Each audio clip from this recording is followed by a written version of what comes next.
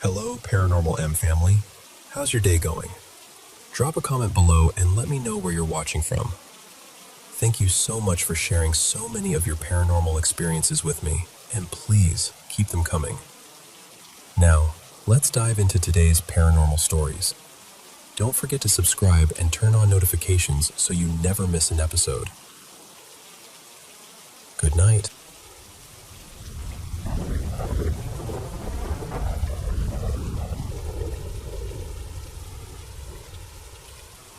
I want to tell you about something that happened to me recently, and even now, I still don't know what to make of it. I'm a disabled woman from South Asia, and for a while now, my living situation has been pretty unstable. My income comes and goes, so I've had to move between shelters, women's hostels, and PG accommodations. If you're not familiar with that, a PG is basically a paying guest setup, where you rent a room or even just a bed in someone's home. Usually, the family lives there too, and sometimes meals are included. It's a very common arrangement where I'm from. At the moment, I'm staying with a family of 6 in a 2-floor house. There's the couple, their children, and the wife's elderly mother. My room is upstairs, and I use a cane to get around, so I don't move quickly or easily. That day, the grandmother and the landlord's wife had gone to the hospital for a medical appointment. The landlord had taken the children out, so by the afternoon, I was completely alone in the house. Now, I usually don't mind being by myself. I actually enjoy quiet most of the time. But that afternoon, the silence felt wrong. The house is normally full of voices, movement, doors opening and closing, the TV, somebody calling for somebody else. With all of that gone, the place felt unnaturally still. I remember feeling like something was off, like I wasn't really alone, even though I knew I was supposed to be. I tried to ignore it. I sat down and did the usual things, checked emails, looked through job listings, tried to stay focused on ordinary tasks. And then I heard it. Someone called out, "Mole!" That's a Malayalam word older people use affectionately, like saying, "dear girl," or "daughter." And the voice sounded exactly like the grandmother's. So of course, my first thought was that maybe she and the wife had come back earlier than expected. It wasn't common for her to come upstairs because her knees were very bad, but it wasn't impossible either. The children's room was on the same floor as mine, so I thought maybe she had come up looking for them and didn't realize they were out. I got up slowly, leaning on my cane, and opened my door. There was no one there. The hallway was empty, completely quiet. And I just stood there, confused, because there was no way she could have called me and then gone back downstairs that fast. She struggled with movement as much as I did, maybe more. I told myself maybe I'd imagined it. Maybe my mind was reacting to the strange silence. Then I heard it again. This time it came from the side, near the utility area next to my room. I answered back as best I could. I have a speech impairment, so calling out loudly isn't easy for me, but I tried. By then I was getting nervous. My mind immediately went to the worst possibility. Maybe the grandmother had fallen somewhere near the terrace. Without really thinking, I stepped out and pulled my room door shut behind me. I still think about that moment. I don't know why, but closing that door felt important somehow. The utility area has the washing machine and some storage, and beyond it, there's an open terrace. During the day, that door is usually left open for air and sunlight. So I walked that way, squinting because the afternoon light was so harsh. And again, there was no one. No grandmother, no movement, nothing. Then suddenly I heard a huge crashing sound from downstairs. She replied that they were still at the hospital and wouldn't be back until evening. She also reminded me that the house had been locked when they left. That message made my stomach drop, because if they weren't home, then who had called me? And what had made that crashing sound downstairs? At that point, I decided I was not opening my door again for anything. I did a small protection visualization, just something that helps me feel grounded, and stayed where I was. But a little later, I heard the voice again. Same word, same tone, same grandmother's voice. I can't really explain the feeling that came over me. It was like cold fear going straight through my body. And that's when a thought came into my mind that I really didn't want to entertain. What if it was a mimic? I've had other experiences in my life that made me feel sensitive to paranormal things, so once that idea entered my head, I couldn't shake it. It felt like something was trying to draw me out of my room, and the feeling of being watched only got stronger. So I stayed put. I locked the door, played music to drown out every little sound, and kept checking the latch every so often just to reassure myself it was still secure. I got almost no work done after that. I was too shaken. When the family finally came back that evening, I can't tell you how relieved I felt. The house sounded normal again. Voices, footsteps, doors, all the everyday noise came back, and with it, that awful feeling started to lift. Later on, I found out that an old wall clock had somehow come loose and fallen downstairs. So that explains the crashing sound at least. But the voice? I still have no explanation for that. Maybe it was all just a coincidence. Maybe the strange silence got into my head. Maybe I imagined hearing her call me. But I remember it so clearly, and not just once. I heard that voice 3 separate times, and I still find it unsettling that the clock fell while I was near the terrace, right after I'd been drawn out there. So I honestly don't know. Was it stress? Was it my imagination? Or was something trying to lure me outside? I still think about it, and I still don't know what to believe.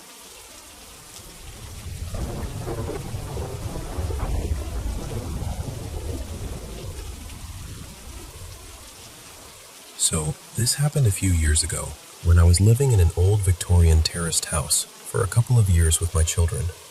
It was one of those places with a really strange layout because it was built into the side of a hill. You'd come in from the street through the front door, and on that level were the 2 bedrooms my boys used. Then upstairs from there was my room and my youngest daughter Ava's room. She was only about 3 then. And below the street level, down another set of stairs, was the kitchen and living area, with a little sunroom at the back that opened into the garden. From the very beginning, that house just felt off. That's the only way I can explain it. It never felt cozy or settled. It had this heaviness to it, like the air was thick somehow, especially at night. Around that time, I was living there mostly on my own with the kids after separating from my ex-husband, so I kept trying to tell myself I was just stressed and overtired. At first, it was little things. I'd hear what sounded like faint whispering and then complete silence. Sometimes I'd walk into a room and catch the quickest glimpse of something in the corner of my eye, and when I turned, there'd be nothing there. And more than anything, I always had this horrible feeling that I was being watched. I tried not to let myself focus on it because I didn't want to frighten myself. I was there alone with the children most of the time, and I needed to keep it together. But then something happened that I still can't explain, even now. My oldest son, Mason, was about 8 or 9 at the time, and he'd become obsessed with the idea of starting his own YouTube channel. He was always filming little videos in his room, just silly clips, and I'd check them before he uploaded anything. His bedroom was at the front of the house. His bed was pushed up against the wall under the window, and we always kept the curtains shut because the house sat close enough to the street that it felt exposed. They were thick, dark curtains that met in the middle. One day I was watching back one of his videos, and there was this tiny moment where the camera slowed just enough for me to catch something near the curtains. At first I thought my eyes were playing tricks on me, so I rewound it and watched it again. Then I started going through it frame by frame. And honestly, I still get chills thinking about it. What I saw looked like an arm. Not just a shadow, not the curtain shifting, An actual arm and hand seemed to come out from the narrow gap where the curtains met, reaching toward the pillow end of my son's bed. I remember just staring at the screen, thinking, no, that can't be right. But the more I replayed it, the more certain I felt about what I was seeing. The window itself was raised above street level, so it wouldn't have made sense for someone outside to cast that kind of shape across the curtains anyway. At the time, I took screenshots and sent them straight to my sister along with the video. I didn't say much because I didn't want to influence what she saw, but almost immediately she said she could see it too. That was the moment everything changed for me in that house.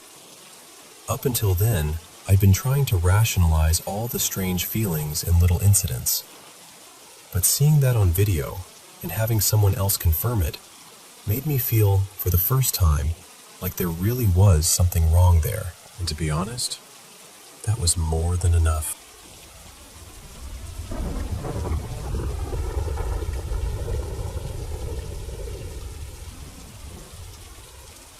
I need to tell you about something that happened around 12 years ago when I was finishing high school. Even now, when I think about it, I still get that strange feeling in my chest, like part of me is back there. At the time, I had 2 separate circles of friends. They knew of each other, but we never really all spent time together. One Friday night, right before the weekend, I went to a party at this huge house with my boyfriend and my best friend. There were people everywhere, music, noise, the usual kind of crowded night. But the second I walked in, I felt completely off. Not in a dramatic way at first, just this heavy, sinking feeling. I didn't drink. I didn't really talk much. I just followed them around like I was there physically, but not really there at all. As the night went on, it got worse. I felt deeply sad, almost panicked, and then nauseous too, even though I barely ate a thing. By around 1 in the morning, I kept begging them to leave because I couldn't take it anymore. Eventually we did, and the 3 of us ended up crashing in the same bed at my friend's place. They fell asleep, but I didn't sleep for a second.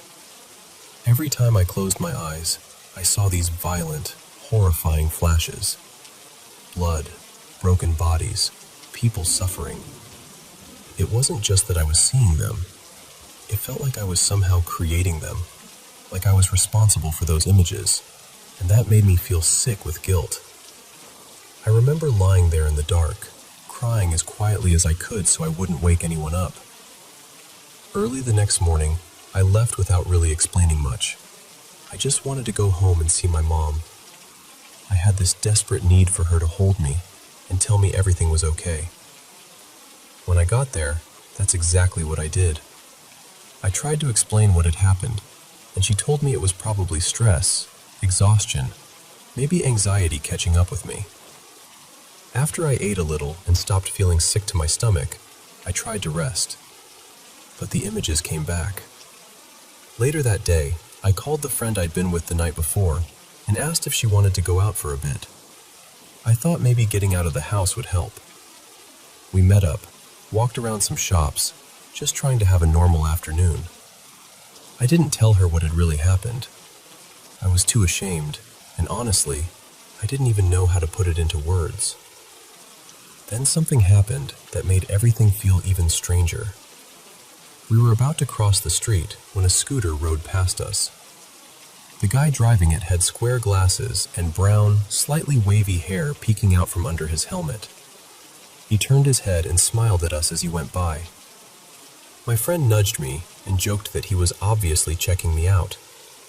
I laughed awkwardly and said, with total certainty, "No way, that's Soraya's brother." She laughed and told me that was impossible. He lived in Paris, she said. He was always working. There was no reason he'd be there. And that's when the fear really hit me. You need to understand, at that time, I was supposed to do an internship at the graphic design studio run by my friend Soraya's older brother.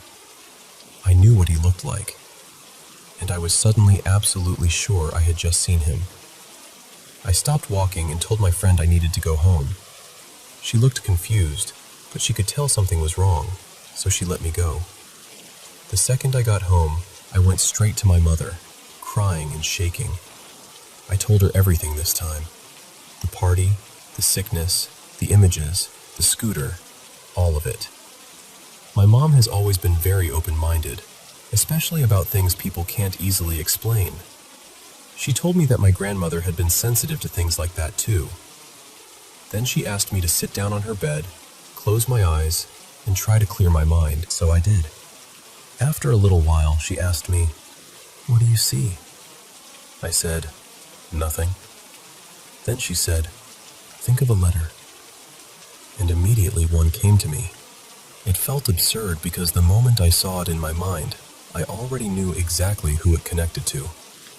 She told me to say it out loud, so I half laughed and said, "It's the letter S." She asked what that meant to me, and I said, "It's strange because it makes me think of Soraya, and earlier I thought I saw her brother on that scooter." My mother's face changed right away. She told me to call Soraya. I didn't want to.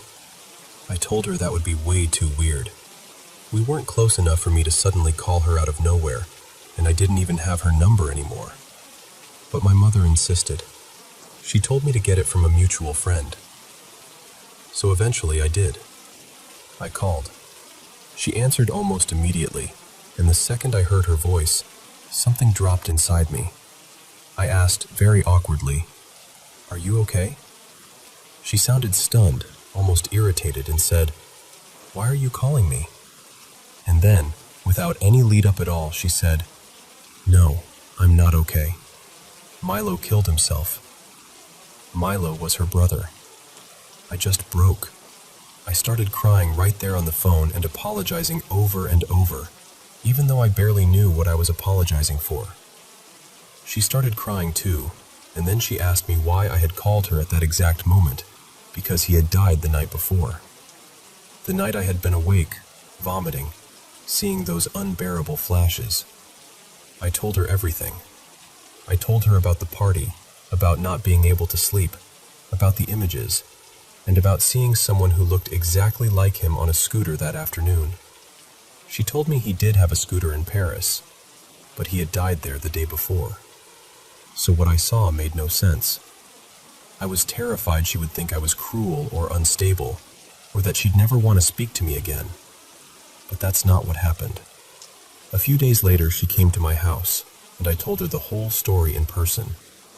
She told me more about her brother, about what had happened, and about the note he left behind. She was actually a very rational person, not someone who usually believed in things like signs or unexplained connections. But she never once doubted that what I told her was real to me. And from that moment on, something changed between us. We formed this incredibly deep bond, built out of grief, mystery, and a shared sense that something had happened that neither of us could fully explain. Even now, all these years later, that story still stays with us. And honestly, I think it always will.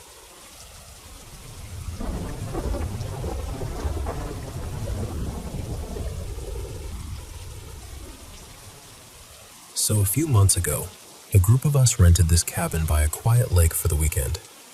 Later that night, some friends and I went down to a little bar nearby. My wife, Mara, stayed back at the house by herself. I barely drank anything, maybe a beer or two, and when I got back, I was just tired and ready to crash. I walked into the bedroom, and it was almost completely dark. The only thing I could really make out was the shape of Mara lying in bed. I slipped in beside her, facing her, and for a second I thought she looked off. Like maybe she was sitting up a little, or leaning forward in some strange way.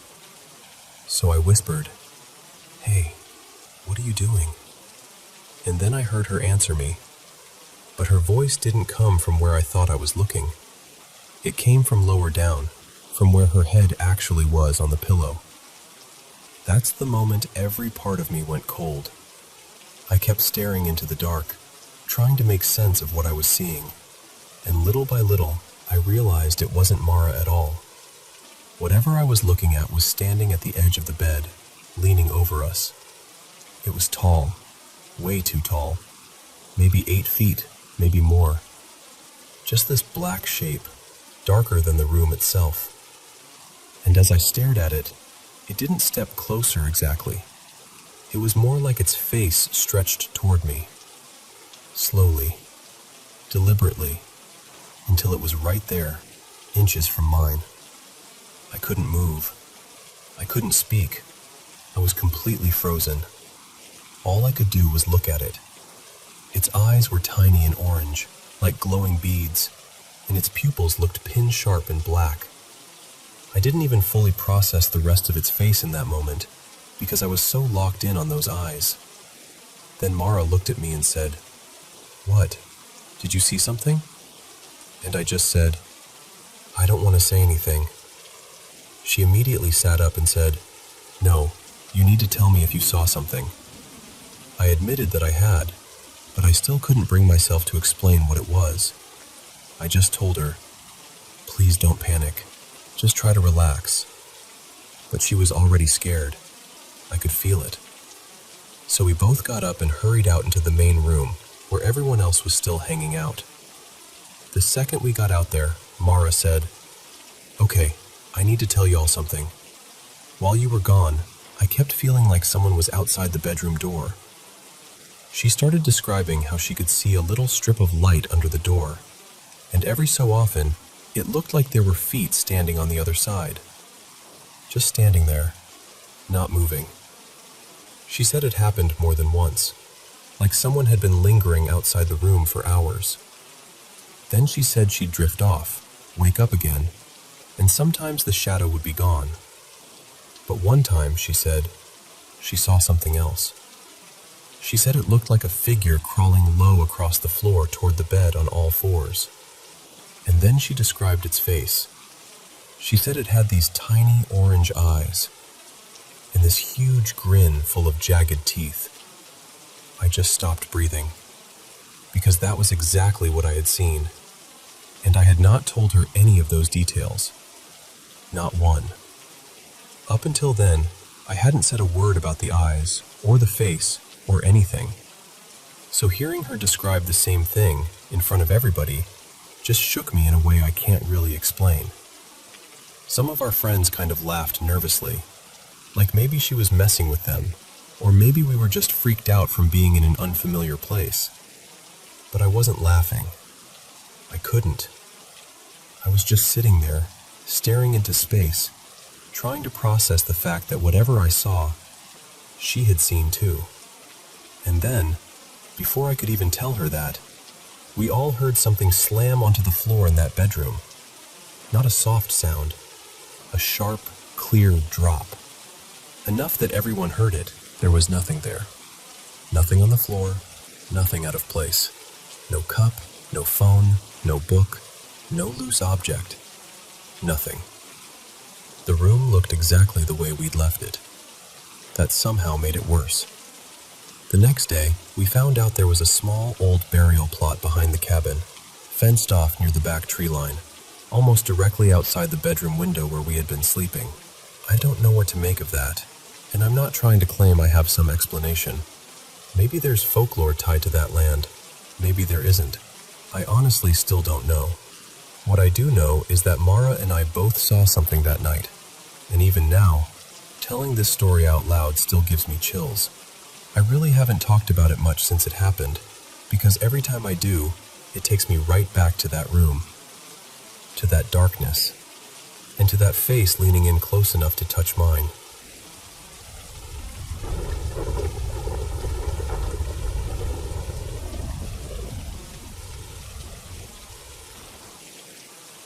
I want to share something that happened to me when I was around 13, during one of the darkest times in my life. Back then, I was carrying so much anger. My home life was painful, and my father was abusive. I was full of violent thoughts, and I was in such a broken state of mind that I was even imagining doing something terrible to him. I'm only sharing that because I think it matters to understand where I was emotionally. I was deeply drawn to dark things then. I loved to draw, but most of what came out of me was death, bodies, shadows, always in black, white, and red. Then one afternoon, I was sitting at home drawing like I usually did. I wasn't planning anything specific. I rarely did. I just let my hand move and followed whatever showed up. But that day, something different happened. Instead of another dark image, I started drawing a flower. And not just that, it had color. Soft, vivid color. I remember pausing and thinking how strange that felt, because it was so unlike anything I normally made. That's when I became aware of this bright light in front of me. It was almost like a spotlight, but not harsh, just incredibly strong and impossible to ignore. I was completely awake.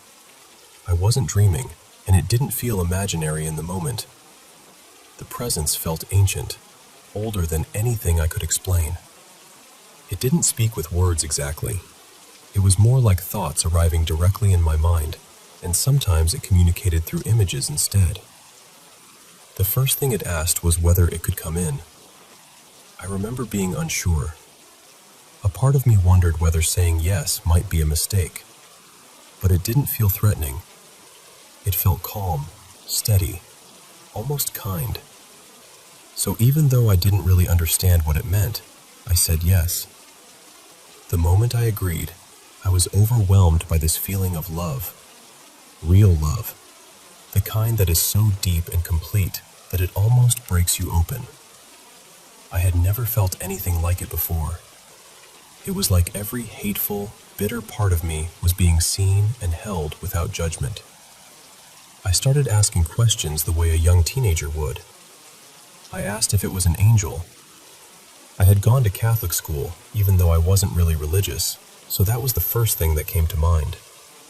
It said no. Then I asked if it was God. Again, no. So I asked, then what are you? And somehow, it showed me, but not in a way I could really understand. What I saw or sensed was something ancient beyond language, something that felt older than history, older even than time itself. I know that sounds impossible, but that's the closest description I have. I asked other questions too. Why is there so much suffering in the world? Why are we here? What is the point of any of this? I honestly can't remember all of the answers now. A lot of it faded, almost like it was meant to. But I do remember being shown things, images, pieces of the world, moments that felt real and alive, as if I were seeing beyond myself for a little while. At some point, my mother came into the room, and I remember thinking, why can't she see this? That was the first moment I realized whatever was happening was somehow happening inside my awareness, even though it felt completely real. Before it left, it told me something that stayed with me forever. It said that one day I would try to take my own life, and it asked me not to do it. It made me promise. At that age, that thought had never really crossed my mind, so hearing that felt shocking and distant.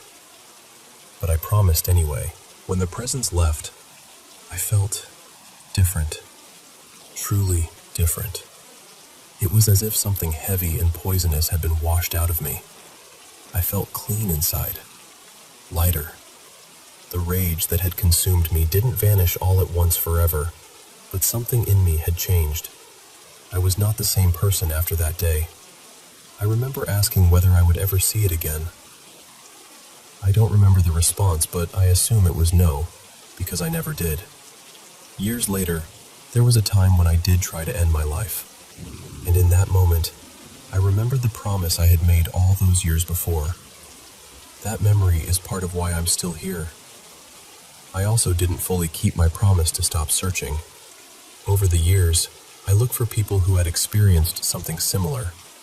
I found strange connections, stories that echoed parts of mine, and questions I still can't answer. Even now, I can't tell you exactly what that presence was. I only know what it did. It met me in a moment when I was full of darkness, and for a brief time, it replaced that darkness with something I had never known before. Love, peace, and the sense that maybe my life was meant to continue.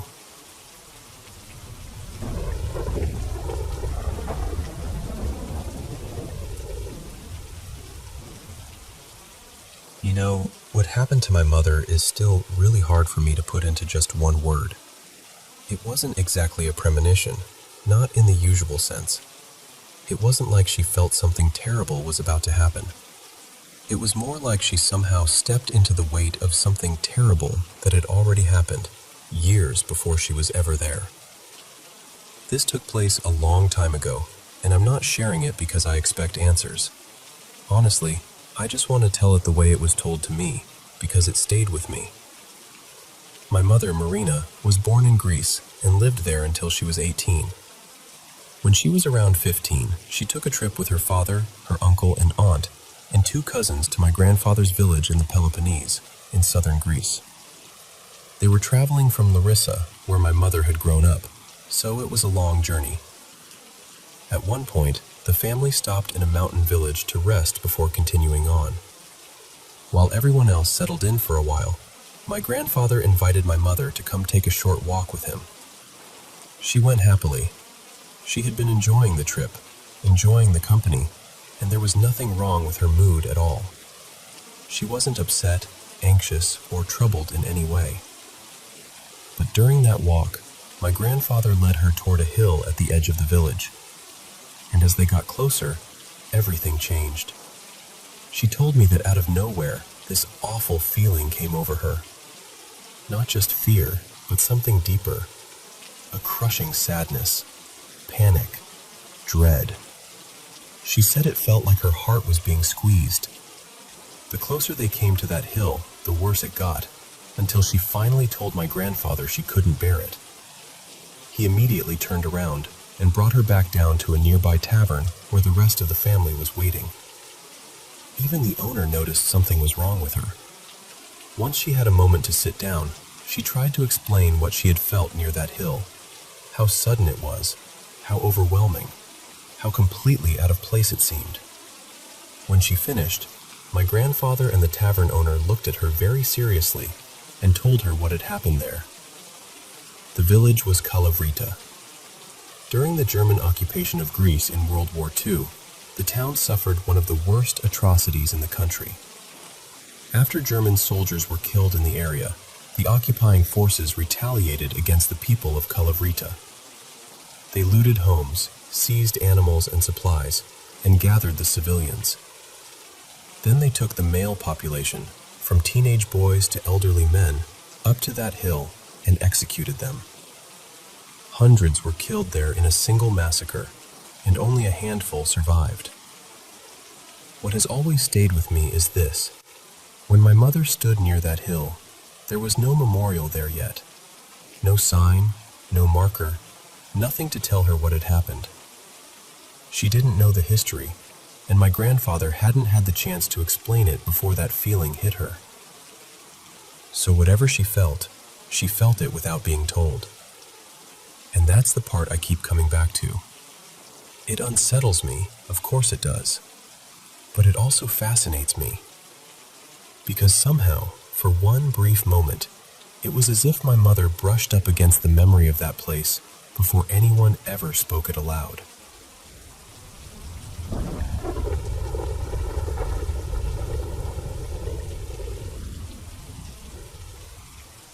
Hey, I'm sharing this because maybe someone out there has gone through something similar, and maybe hearing this will make them feel a little less alone.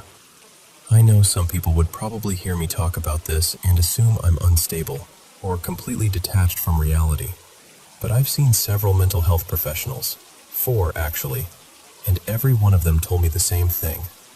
I'm grounded. I know what's real around me. That's part of what makes this so hard to explain. When this first started, I told myself it had to be connected to substance use. That seemed like the only explanation that made any kind of sense. So after a few months, I checked myself into rehab, honestly believing things would clear up once I got clean. But they didn't. They got worse. At first, I thought maybe I had damaged my brain somehow. I kept trying to make it fit into something understandable. But as time passed, it stopped feeling like something I could explain away. It felt like I was living with voices that had no right to be there.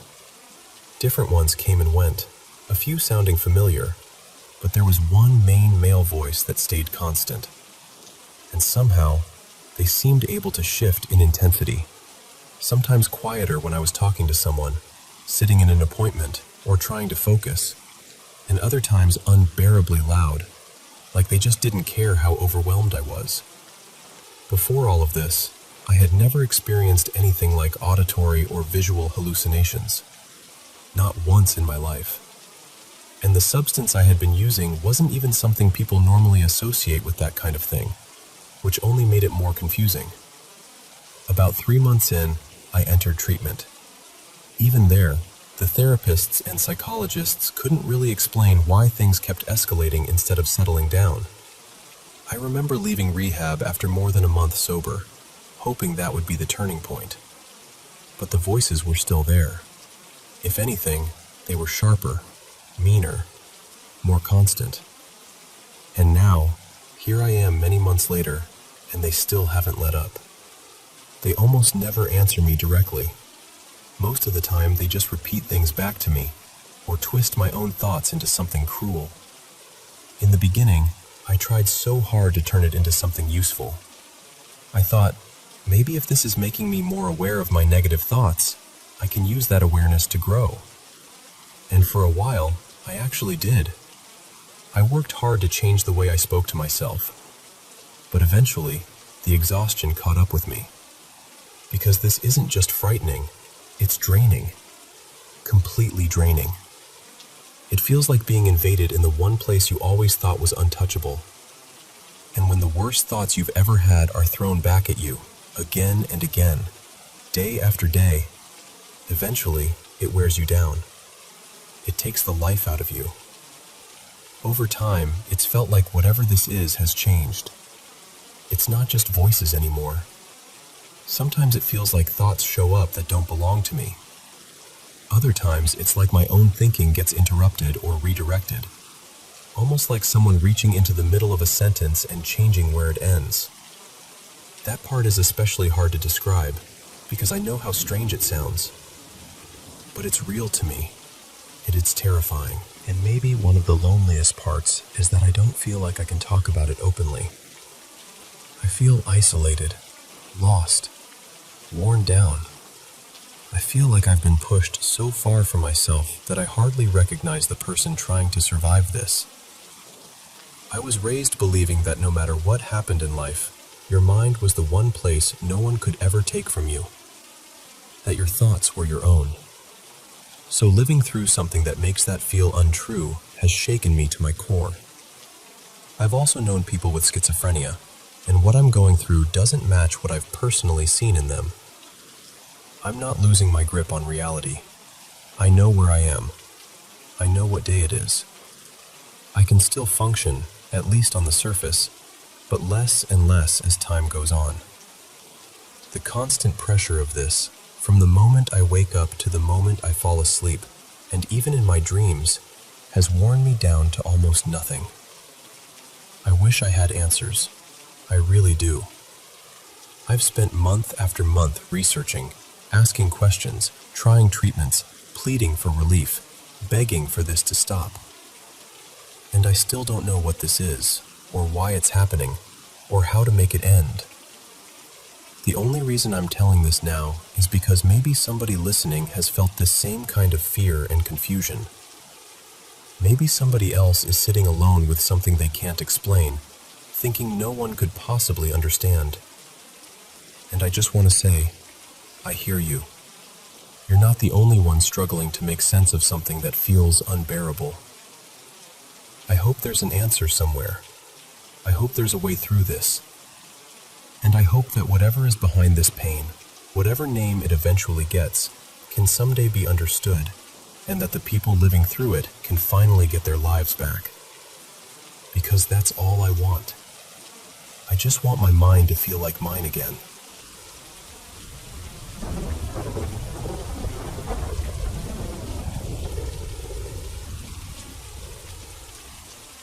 I want to tell you about someone I loved very much. I'll call her Jade. She died by suicide almost 4 years ago, and honestly, the kind of grief that follows something like that is hard to explain unless you've lived it. There was so much pain, so many questions, and so much healing that all of us had to work through just to begin making sense of what happened and how deeply it affected us. Since she passed, a lot of us have felt like she still reaches out in little ways.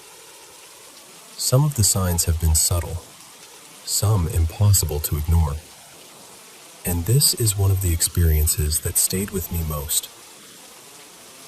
Back in late fall of 2024, I opened Snapchat and started looking through my memories. The second I clicked into that section, the app started acting strange. It was glitching in a way I'd never seen before, and after maybe 10 seconds, a picture of Jade and me opened all by itself. I just sat there staring at it. Then, about a week later, I dreamed about her. I'd only dreamed of her once since she passed, so this was rare. And this dream felt unbelievably real. We were just together, hanging out like old times, talking like nothing had changed. I remember feeling confused the entire time, thinking, "You're supposed to be gone." But there she was, so present, so familiar, like no time had passed at all. I didn't think too much of it afterward. I just kept moving through the week. Then that Friday, one of our mutual friends, I'll call him Joel, messaged me and said Jade's boyfriend, who I'll call Antonio, had a fight that night and asked if I wanted to come. Antonio, Joel, and I had all been friends for years, and Antonio was actually the reason we met Jade in the first place. So I went, mostly because I wanted to support him. Jade's sister was there too. I'll call her Emmy. After the match, Antonio won, and Emmy was so happy. She kept telling everyone, "My little sister's boyfriend won." She was glowing. Then she invited us all back to her place to celebrate. Later that night, after we'd all settled in and had a few drinks, Emmy suddenly said, "I had a dream about my sister this week. It felt so real. I was looking into her eyes and touching her hair." Before I could even process that, Antonio said, "I dreamed about her this week too. We were just hanging out and talking." I remember sitting there in complete shock. Then I told them I dreamed about her too.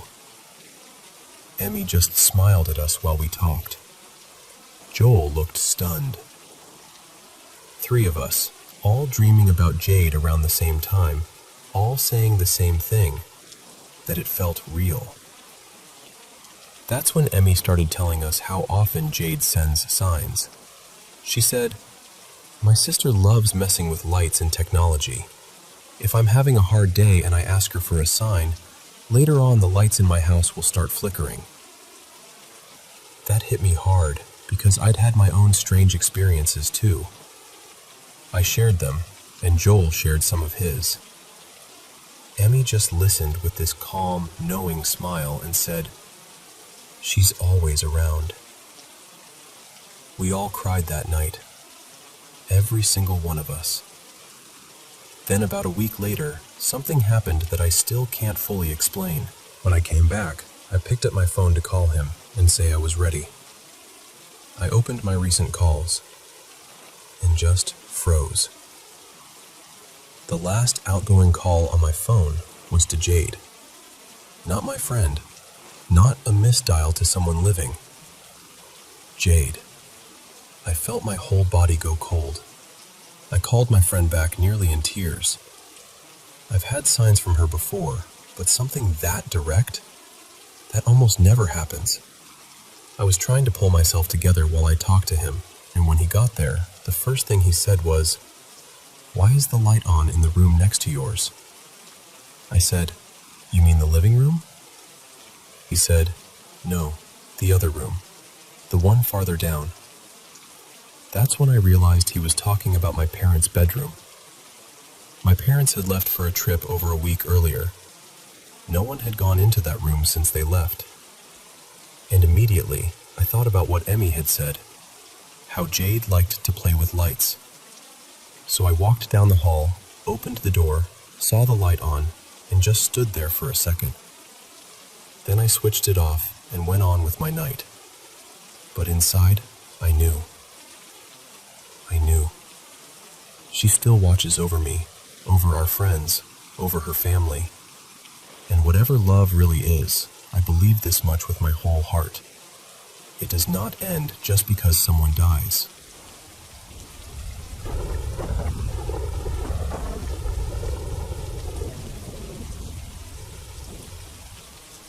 So this all started about 1.5 years ago, right after my family moved again.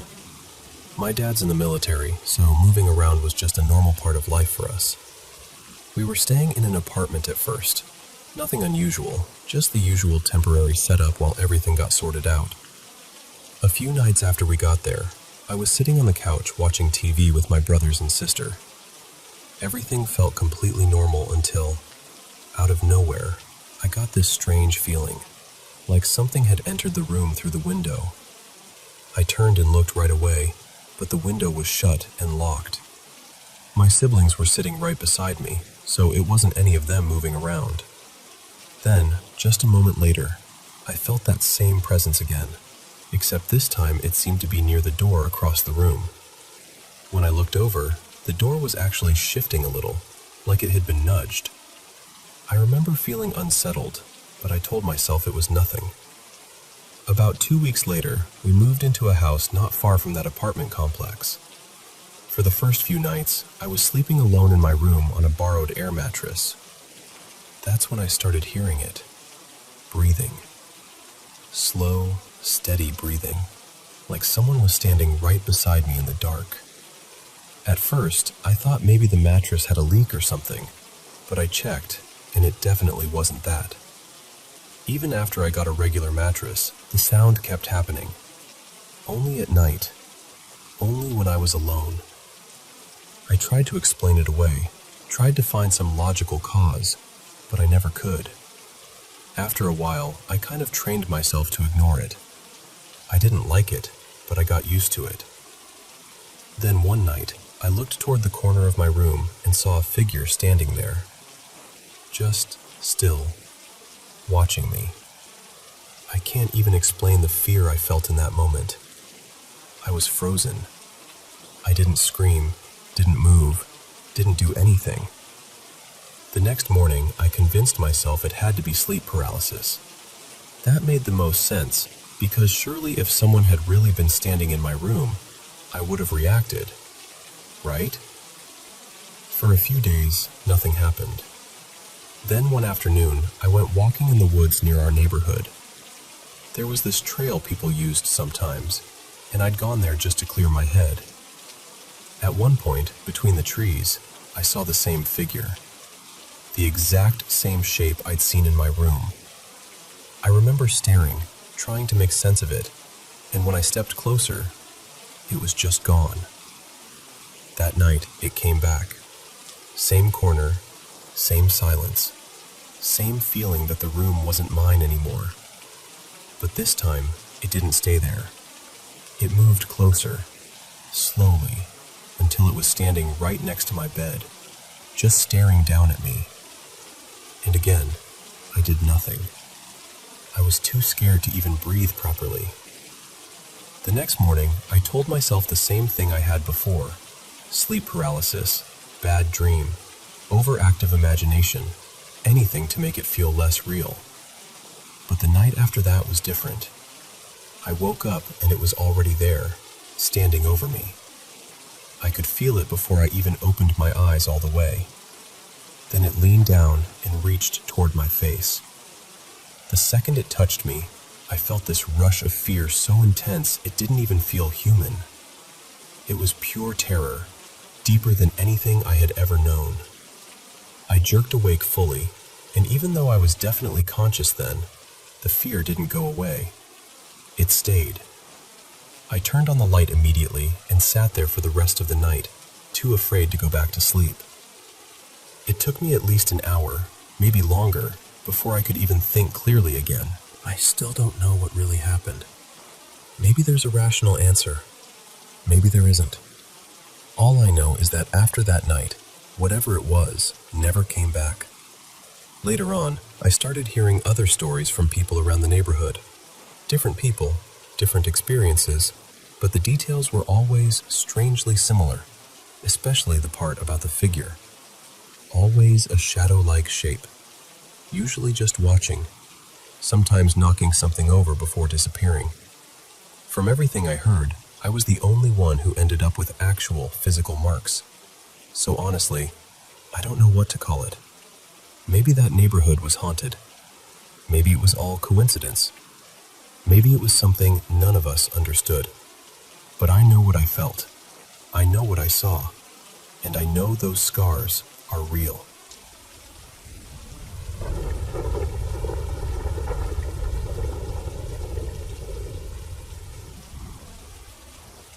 I was probably around 9 years old when this happened, and now that I'm almost 42, I can still remember it so clearly.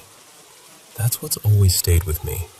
It never faded like most childhood memories do.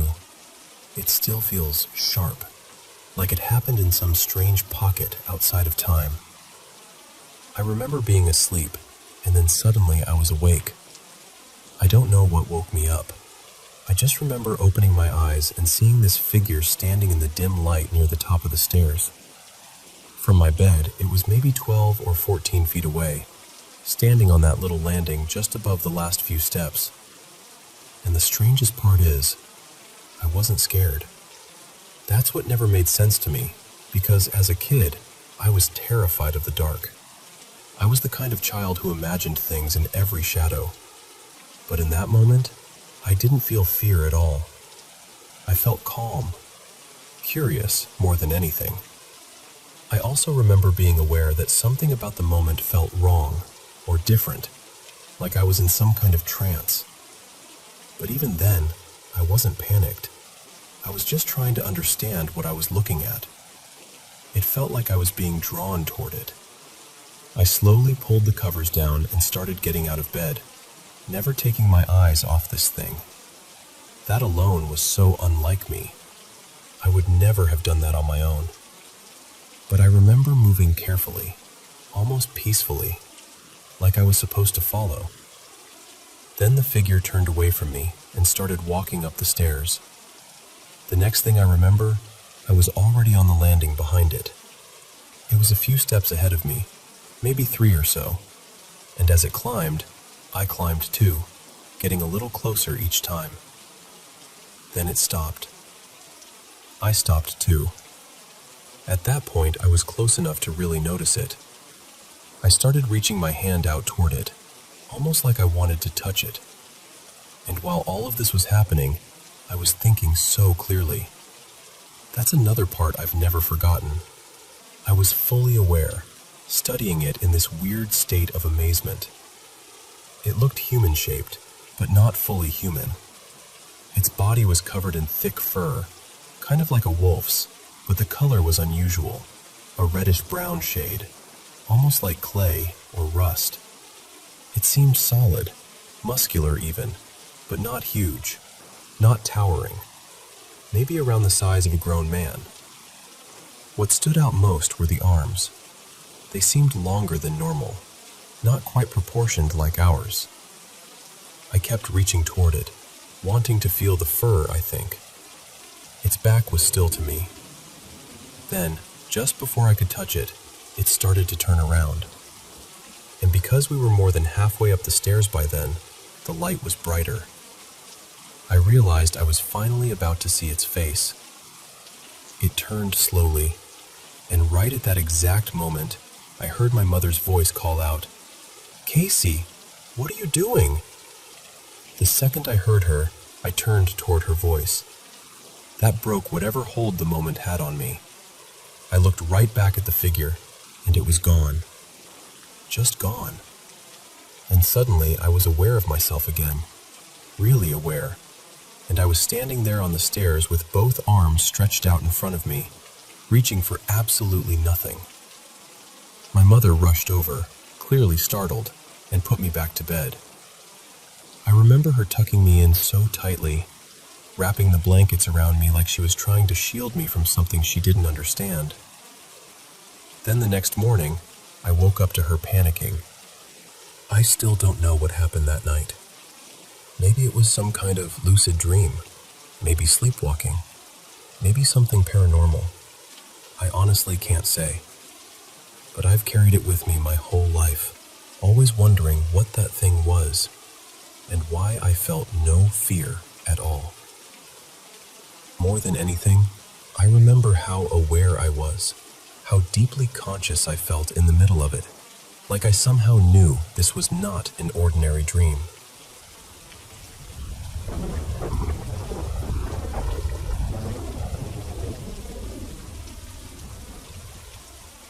This happened years ago, when I was about 12, maybe 13. I was out with a friend of mine, Mara, and she randomly decided it would be a good idea to go ghost hunting in a graveyard in the middle of the afternoon on a Sunday. I remember thinking it was such a pointless idea, but I went along with it anyway.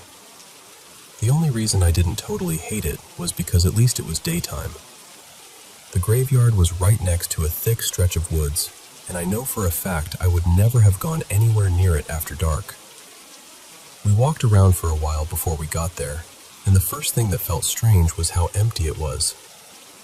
Usually on Sundays there are at least a few people around, visiting graves, cleaning them, leaving flowers, something. But that day it was quiet. Too quiet. At the time, we brushed it off. We weren't thinking seriously about anything paranormal yet. As we wandered deeper in, we came across a freshly dug burial plot, just sitting there, open and waiting. That really unsettled me. It felt sad, and honestly kind of wrong to be standing there staring at it. After that, we started reading the headstones, looking at the names and dates, and being stupid kids, we started making fun of some of the names. I was the one who started it, and Mara joined in. I still feel bad about that. Then, out of nowhere, I heard my name. Clear as day. Not close by, not whispered, not imagined. Someone called my name from somewhere deeper in the graveyard. We both stopped immediately. No laughing, no talking, nothing. We just stood there, listening, trying to figure out where it had come from. Then we started backing away. And just as we did, it happened again. This time it didn't sound far away. It sounded like it was coming from all around us at once. The voice had this weird, crackling quality to it, almost like radio static. I can still remember how unnatural it sounded. That was the moment we panicked.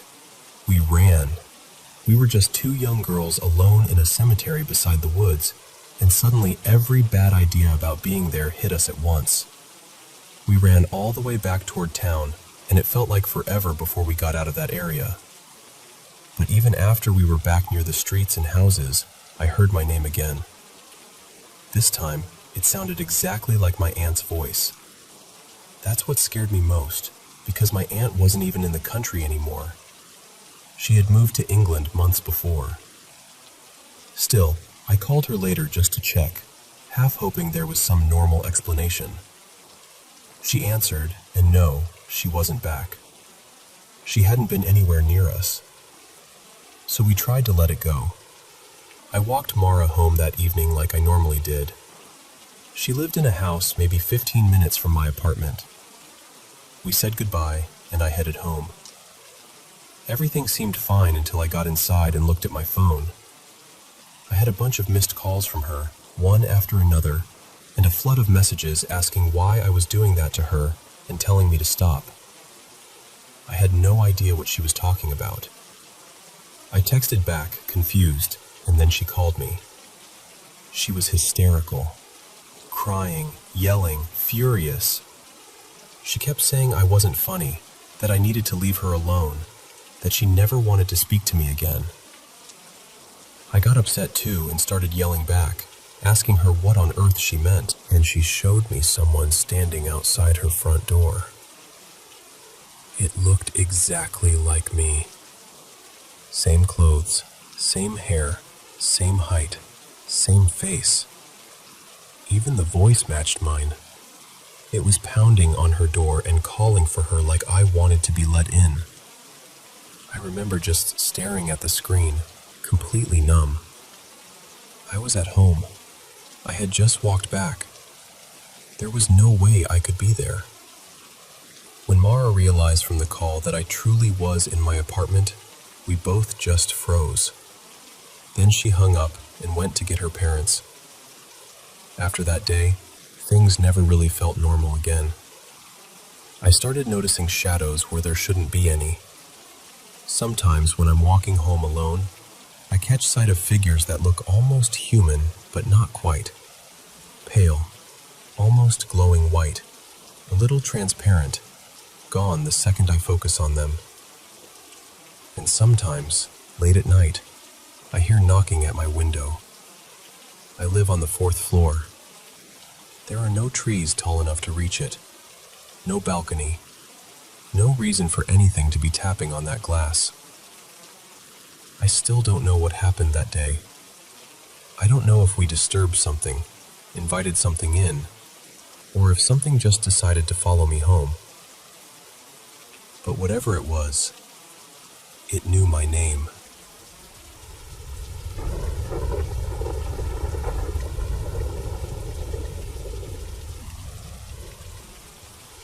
I want to tell you this carefully, because even now, years later, I still don't fully know what happened to me. For context, I was a heavy IV meth and heroin user from my teens until I was about 31. I'm sober now, coming up on 7 years, and I'm incredibly grateful for that. I also can't ignore the fact that a lot of the strangest, darkest experiences of my life happened during those years. So maybe the drugs explain everything. Maybe they don't. I honestly still go back and forth. It started around Christmas of 2015, when my sister gave me this old Ouija board from the 1950s. It looked worn, yellowed with age, the kind of thing that already feels wrong before you even touch it. I used it in my house a few times, mostly out of curiosity, and not long after that, things in the house started to feel off. I'd get this constant sense that I was being watched. Little things would disappear and turn up in weird places. Sometimes I'd hear movement and swear someone else was there when I was completely alone. And more than anything, there was this heavy feeling in the house, like something dark had settled in and was just quietly waiting. That summer, I got really sick. I developed MRSA and sepsis and ended up in the ICU for about a month. Logically, I know exactly why that happened. My drug use put me there. But even in the middle of all that, I couldn't shake the feeling that something evil had been following me, like it had attached itself to my life and was just feeding off the chaos. After I got out of the hospital, I managed to stay clean for about a year and a half. During that time, one of my sisters and I rented a house together. For a while, things felt stable. Then one afternoon, she, another sister, and I decided to use the Ouija board again in the backyard. We were trying to reach our mom, who had passed away. That part still hurts to say because I think we really wanted comfort. We wanted it to be her. But the board told us it wasn't our mother. It gave us a different name. Not viscous like before, but something close. Viscusa. I still remember how cold I felt reading it. The whole time we were sitting there was a crow perched in this dead tree near the fence, just watching us. It never moved. It was so still it almost didn't seem real. The next morning, around 4 o'clock, I woke up to this violent crashing sound. I jumped out of bed thinking someone had broken in, but when I looked outside, that dead tree had fallen straight through the fence. It landed so close to my bedroom window that if the angle had been slightly different, it could have come right through the wall. After that, the house felt unbearable. My sister and I both started having brutal sleep paralysis. We'd talk about waking up unable to move, sensing something in the room, feeling watched. One morning, I opened my eyes and saw what I thought was my sister on the floor of my bedroom, crawling slowly across the carpet. I remember just freezing, staring, trying to make sense of it. Then I got up to check, and there was nobody there. My sister was still asleep in her room. By early 2018, I had relapsed hard. Everything started falling apart after that. My sister and I stopped living together, and that summer, one of my closest friends came over to my apartment, and we used the board again. The board spelled out, "No H." We took it to mean no heroin. Even then, even as messed up as my life was, that message shook me. The next night, I was at my friend's house with her and another girl. I felt horrible, like my whole body was shutting down, like I was dying. But addiction doesn't care how bad you feel. I still mixed up a huge shot of heroin and meth. And the second I used, something went very, very wrong.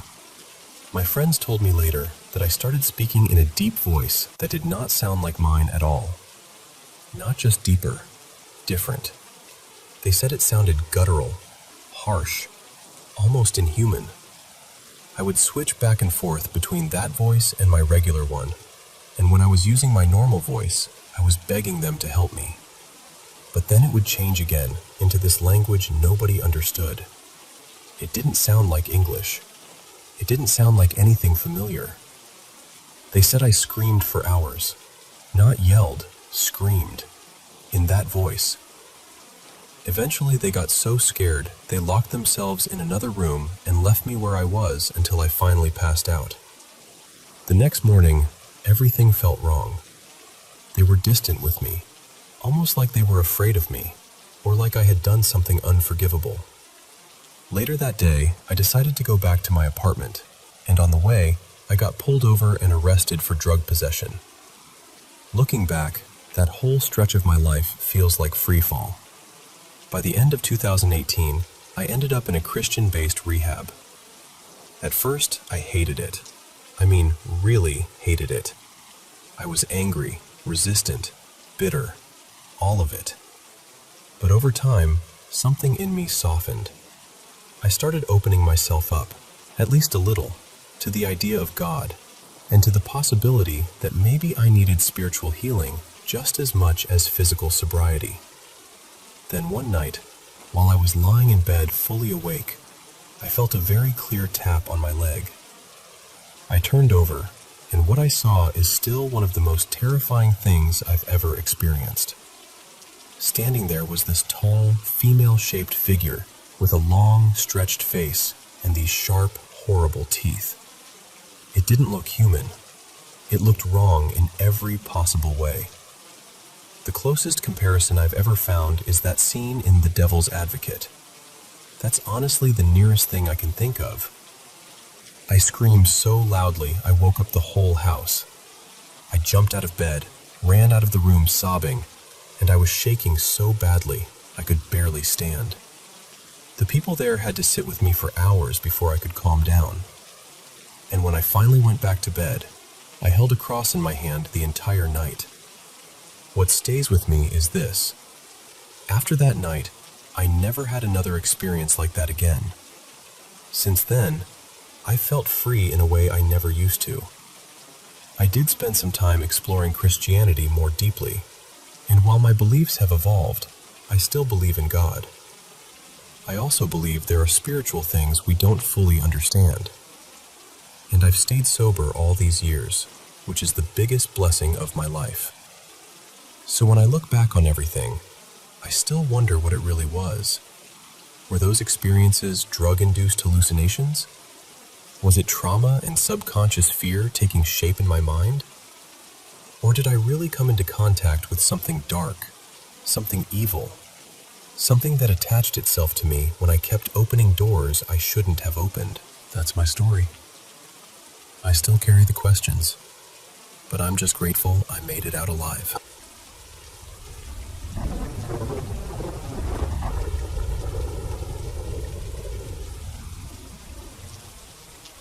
So, this happened in 2023, and honestly, it's one of those things I still can't fully explain. For a bit of background, my grandfather on my dad's side passed away about 20 years earlier, when I was really little. My grandparents had lived in a ground floor flat, and my uncle, their youngest son, lived in the flat upstairs. My granddad died in the main bedroom there. By 2023, my Nana had moved into a nursing home because of dementia, and my uncle was still living upstairs. One day, my dad took me over to the flat to collect some of my Nana's jewelry, since she'd always said she wanted me to have it, and he thought it made sense to take it now rather than leave it sitting there.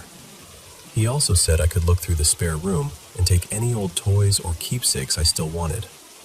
Then he and my uncle headed off to visit my Nana, which meant I was left alone in both flats. When you came in through the front door, there was this little hallway. The main bedroom was immediately on the left, and the spare bedroom was across from it on the right. Farther down were the living room and kitchen. I went straight into the spare room first, because I was hoping to find this old vintage toy I used to love, an old transforming burger toy from the late 80s. I started rummaging through boxes and shelves, but I got distracted by all my childhood things.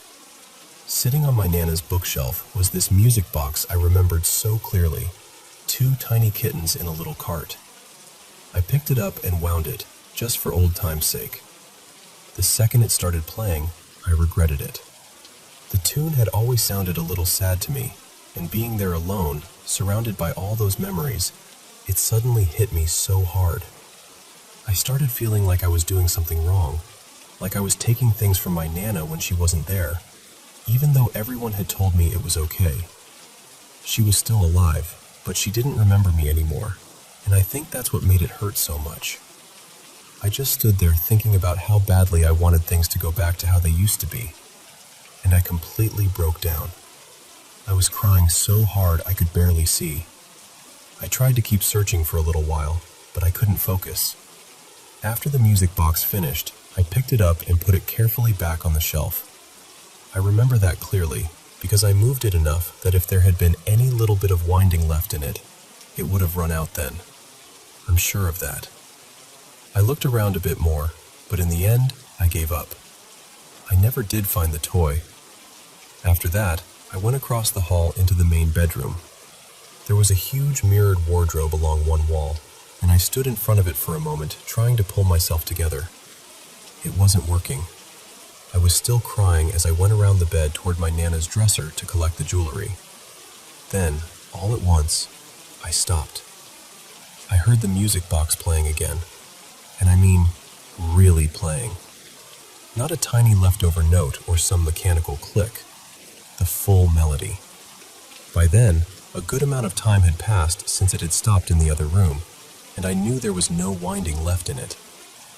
I turned my head and just listened. I stopped crying completely. Then I slowly walked back around the bed and toward the bedroom door, almost expecting the sound to stop or for me to realize I was imagining it. But when I reached the doorway and looked straight into the spare room, I could see the music box sitting there on the shelf, and it was absolutely playing. I just froze. Then I said, out loud, "Granddad, is that you?" The music stopped instantly. Not faded out, not slowed down. It just stopped. I rang my boyfriend first, then my mom, and told them what had happened. Both of them agreed it was really strange. When my dad and uncle came back, I told them too. My dad has never believed in ghosts or anything like that, but even he admitted it was odd. And my uncle said that if anyone in the family would hang around to keep an eye on us, it would probably be my granddad. What makes it even more meaningful to me is that my mom once had an experience too. After my granddad died, she believed she saw him one night before I became seriously ill with pneumonia. She said he told her things were going to get rough, but that I'd be all right. So between what happened to her and what happened to me, I really do believe my granddad is still looking out for me in his own way. And honestly, that brings me a lot of comfort.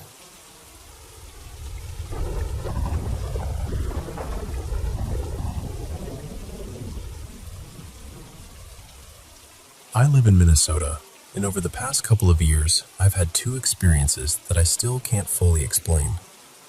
I've replayed them so many times in my head, and even now, they don't feel any less unsettling. The first one happened in late 2024, in a small town near Malacca, at an assisted living home where I was working at the time.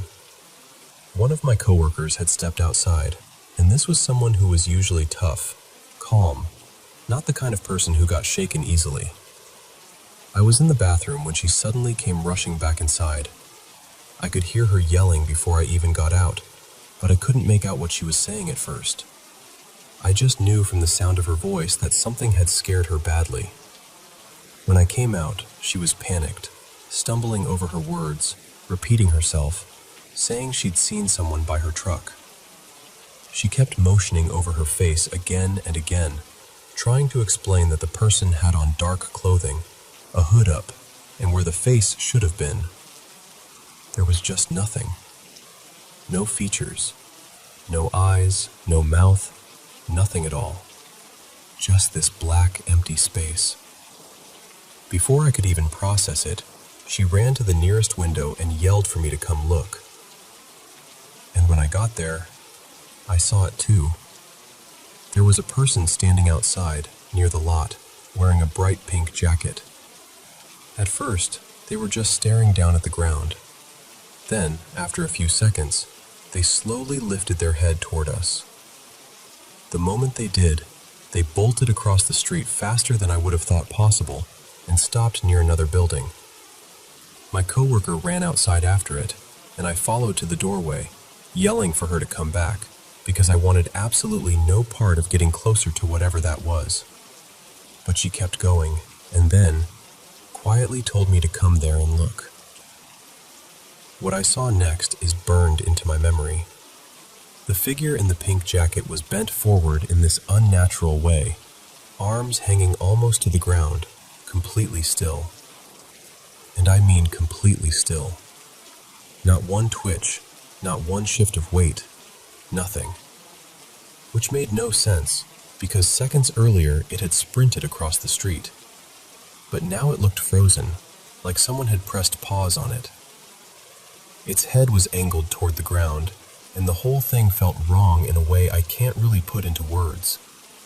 I didn't stay out there. I turned around and went straight back inside. That was enough for me. The second sighting happened on March 1st, 2025, near a cemetery around the Mille Lacs area while I was driving up toward Brainerd for work. This one was shorter, but it hit me just as hard. I was passing by the casino, and for some reason I happened to glance to my left. I never do that there, and honestly, I hadn't even really noticed there was a cemetery across from it before. But that day I looked, and standing at the entrance was a man pacing back and forth. He had on a gray and black hoodie, dark gloves, black pants, dark shoes, hood up. And just like the first one, his face was wrong. Completely blank. No features at all. Just this dark, faceless void where a face should have been. I remember him turning and looking directly at me as I drove by, then just continuing to pace like nothing had happened. I did not turn around. I didn't look back either. I've tried to brush both experiences off, tried to tell myself there had to be some explanation, but I still haven't come up with one that feels right. And honestly, I just want to know whether anyone else around this part of Minnesota has seen anything like that, or anything even remotely similar. Because once you see something like that, it stays with you.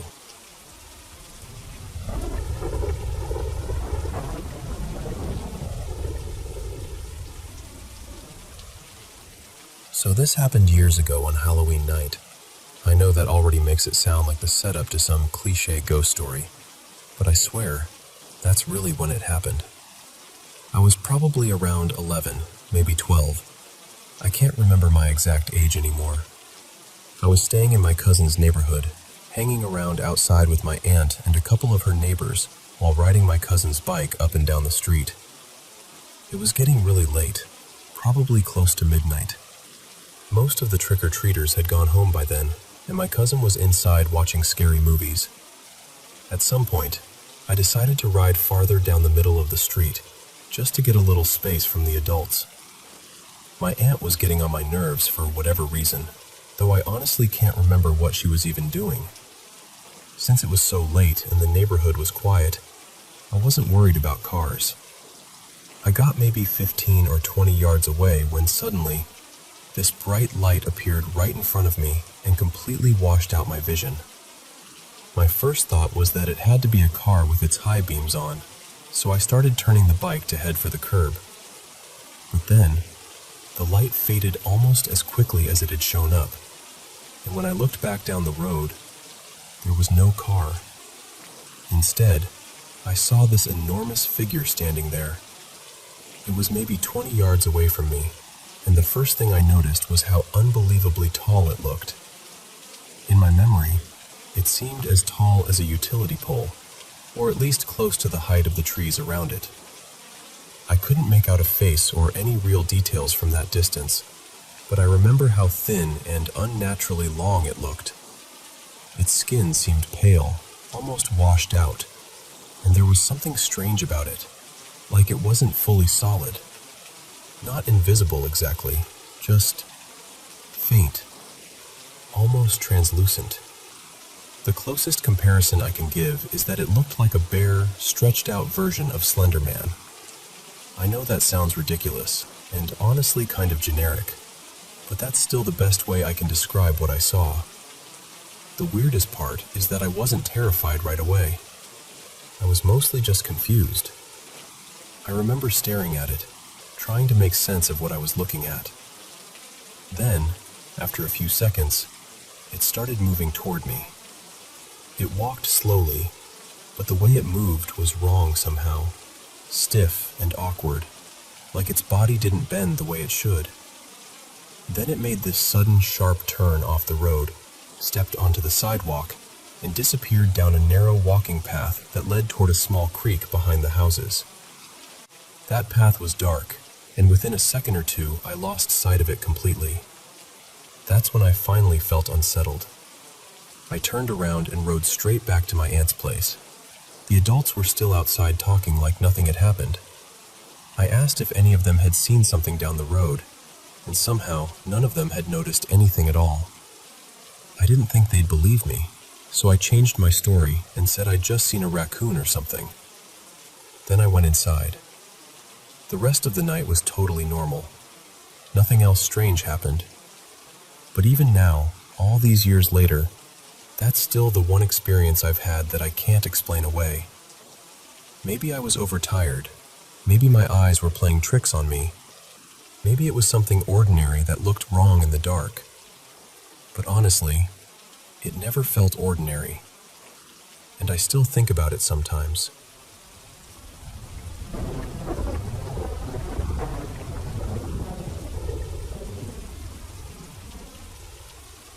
I've always been fascinated by sound and the way it can affect both the mind and the body. But for a long time, it was just a curiosity of mine. I didn't know it would one day become something much deeper, something personal. What really changed everything was an experience I had years ago, one that still stays with me. It made me see reality in a completely different way and pushed me toward creating and working with solfeggio frequencies. It happened at my grandmother's house in the Puebla region of Mexico, a place that always felt full of memory, mystery, and presence. My grandmother, who spoke Nahuatl, was known in the family for her prayers, herbal remedies, and quiet spiritual wisdom. One evening, I was alone in her room, a room that still carried her energy so strongly, and I began to hear this low humming sound. It wasn't coming from a speaker or an appliance. It felt like it was coming from the air itself. The sound was steady, deep, almost vibrating through me. Within moments, I felt this intense pressure in my chest, and my body froze. I couldn't move. Everything around me seemed to disappear into that sound until it was the only thing I could hear. Then, as it grew stronger, I saw figures, tall, shadow-like forms moving slowly around the room. They didn't feel aggressive, but they were unmistakably there. I remember being terrified, but at the same time, I felt like I was witnessing something beyond ordinary explanation. In that moment, I thought of my grandmother, Elena, and the things she used to say about protecting your energy. She believed that certain sounds, prayers, and vibrations could shift what we allow into our space. She would always say that sound had power, not just to heal, but also to influence what we cannot see. After that night, I couldn't stop thinking about what had happened. I started researching sound, vibration, and spiritual traditions, and that's when I discovered solfeggio frequencies, these ancient tones associated with sacred music, healing practices, and inner transformation. I became obsessed with learning more. I started experimenting with tone generators, synths, and different sound layers, trying to recreate frequencies that felt meaningful to me. What surprised me most was what I felt when I began listening to them regularly. I started having experiences that reminded me of that night in my grandmother's room. But this time, instead of fear, I felt calm. Deep calm. Peace, clarity, and this strange but beautiful sense of connection, like I was touching something just beyond the surface of everyday life. That's what led me to bring these frequencies into my meditation and healing work. I started to understand sound as more than just something we hear. To me, it became a doorway, a way of entering altered states of awareness and connecting with something greater than ourselves. And honestly, I still wonder about it all. Are sound vibrations part of a bigger mystery we still don't fully understand? Maybe. Science hasn't explained everything, but ancient cultures seem to know that sound could shift perception, energy, and even reality itself. The more I explore it, the more convinced I become that sound is one of the most powerful tools we have. Today, these frequencies are part of both my life and my creative path. Whether I'm using them for meditation, healing, or spiritual protection, I truly believe their potential is limitless.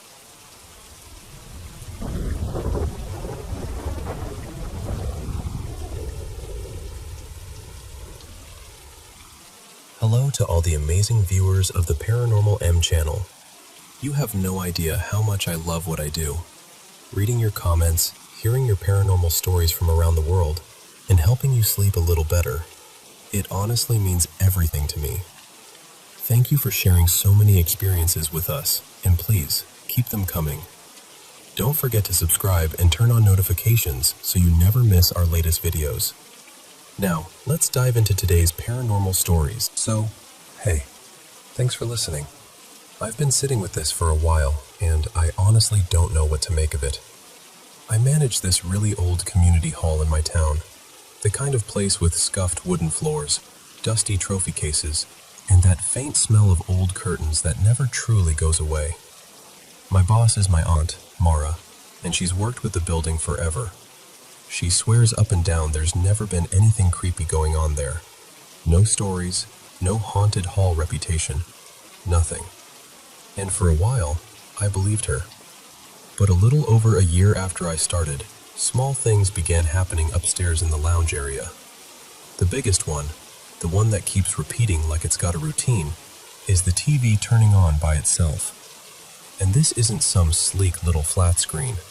It's one of those massive, ancient Panasonic projection TVs with a chunky speaker base built into the bottom. Heavy, loud, stubborn.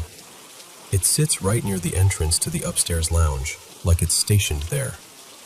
At first, it would flip on when I was leaving, and I wouldn't notice until later. Then I'd get a text like, "Did you seriously leave the TV on again?" And I'd have to apologize, even though I truly didn't remember touching it. After a while, it started feeling intentional. Like it would wait. Then it would turn on the second I stepped into the lounge, or right as I crossed the threshold to leave, the exact moment I'd be forced to see it. Not when other staff were around, not during busy events, just me. And the weird part? It never happens to anyone else. I asked around. I asked maintenance. I asked the weekend crew. Nothing. Mara's been involved with that hall for decades and says she's never had the TV do anything like that. I tried to convince myself it was a wiring glitch or a dying power button, and maybe it was. I really wanted it to be. But then something happened earlier this year that kind of cracked that explanation clean in half. Upstairs, my office sits beside a short little hallway that leads to the bathrooms. It's not even long, just a few steps, but it's always darker than it should be, like the light doesn't fully reach it. That hallway is the only place in the whole building that makes my stomach tighten for no logical reason. I've had weird experiences before in my life, enough that I learned a rule I've tried to live by. If you don't feed it attention, it usually doesn't push. So I keep my head down. I don't talk into the dark. I don't challenge anything. I do my job, lock up, go home. Most nights, that works. But one evening, I was locking my office door and I felt it. That awful sensation that someone is staring at you.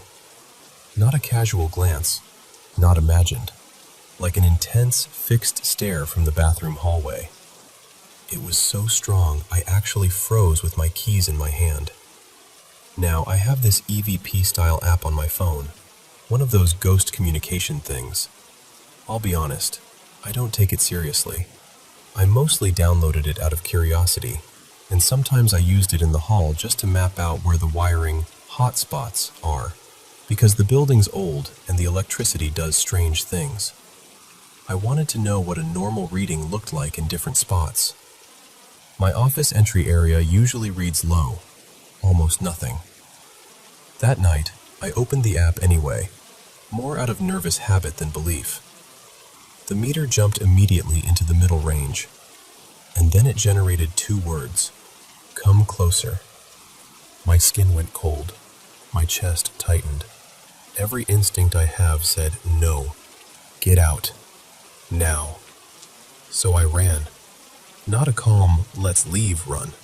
I bolted. I flew out of the upstairs doors and down the stairs, still doing that frantic thing where you're trying to be responsible while you're terrified.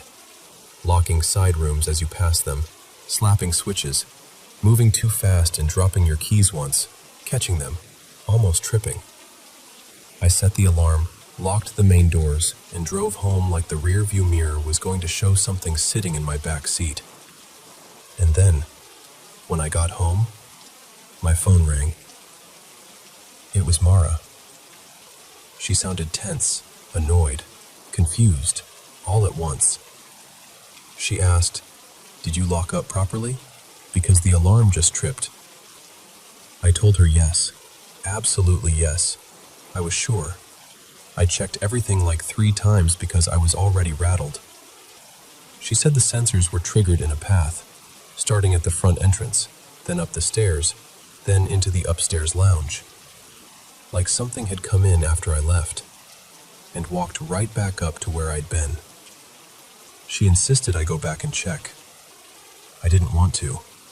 I felt sick even thinking about it. But I did. And when I got there, everything was exactly how I'd left it. Every lock, every door, secure. So the only explanation that made sense to my brain in that moment, as much as I hated it, was this. Whatever I felt upstairs followed me as I ran out.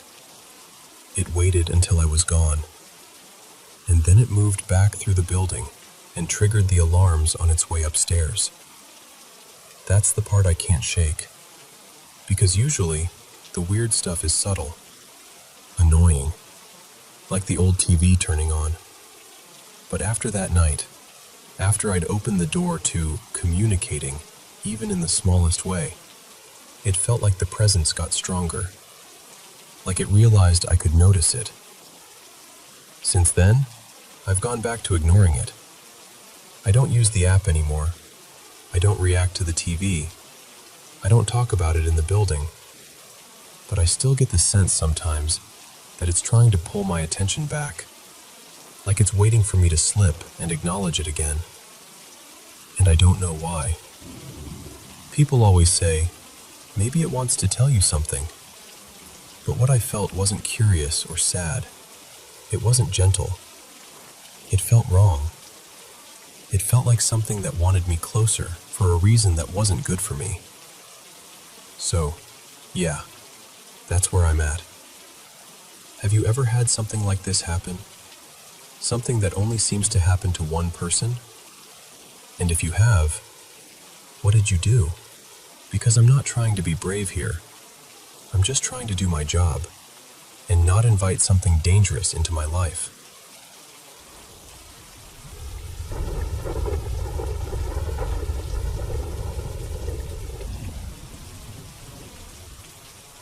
Hey, so this is one of those things I still struggle to talk about, because the second you say paranormal, people either get quiet or they get that look like you're making it up.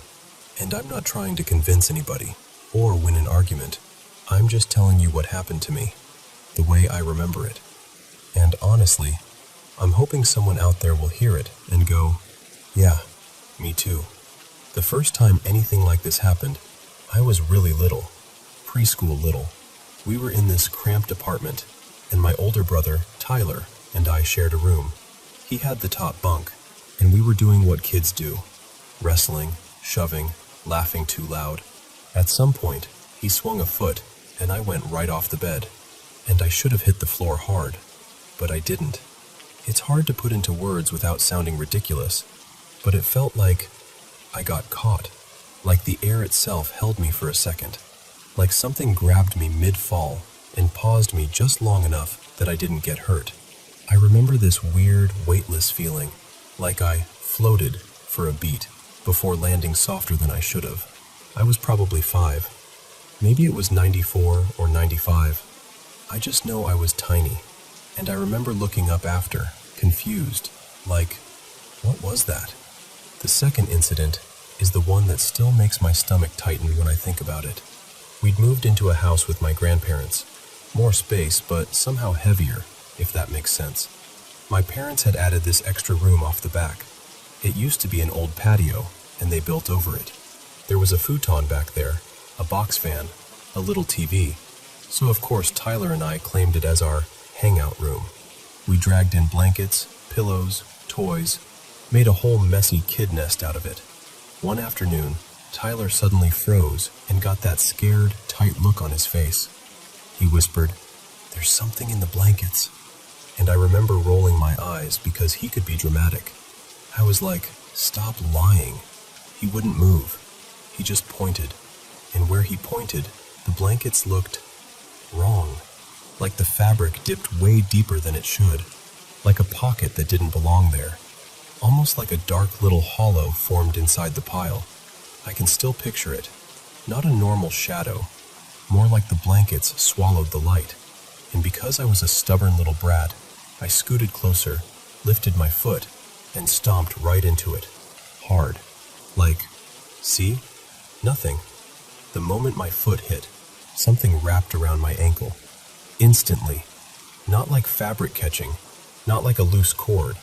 It felt like a grip. Firm, deliberate. Like something alive closing around me. I yanked back and couldn't. Tyler screamed. I screamed.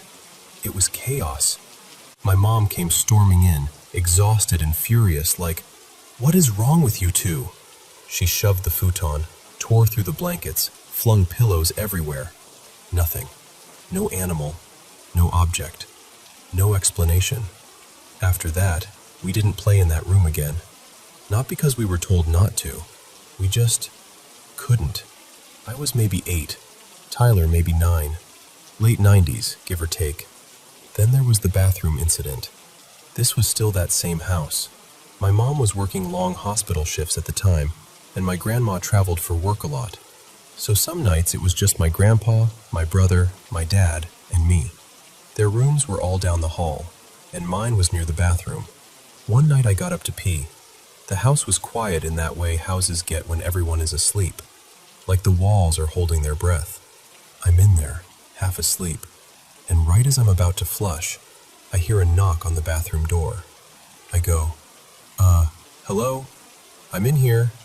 And right away, a woman's voice answers, clear as day. It sounded like my mom, with that impatient but not angry tone.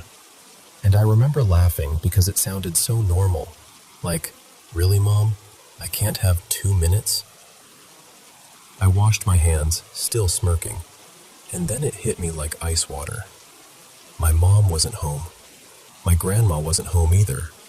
And the house, suddenly, felt too big, too dark, too silent.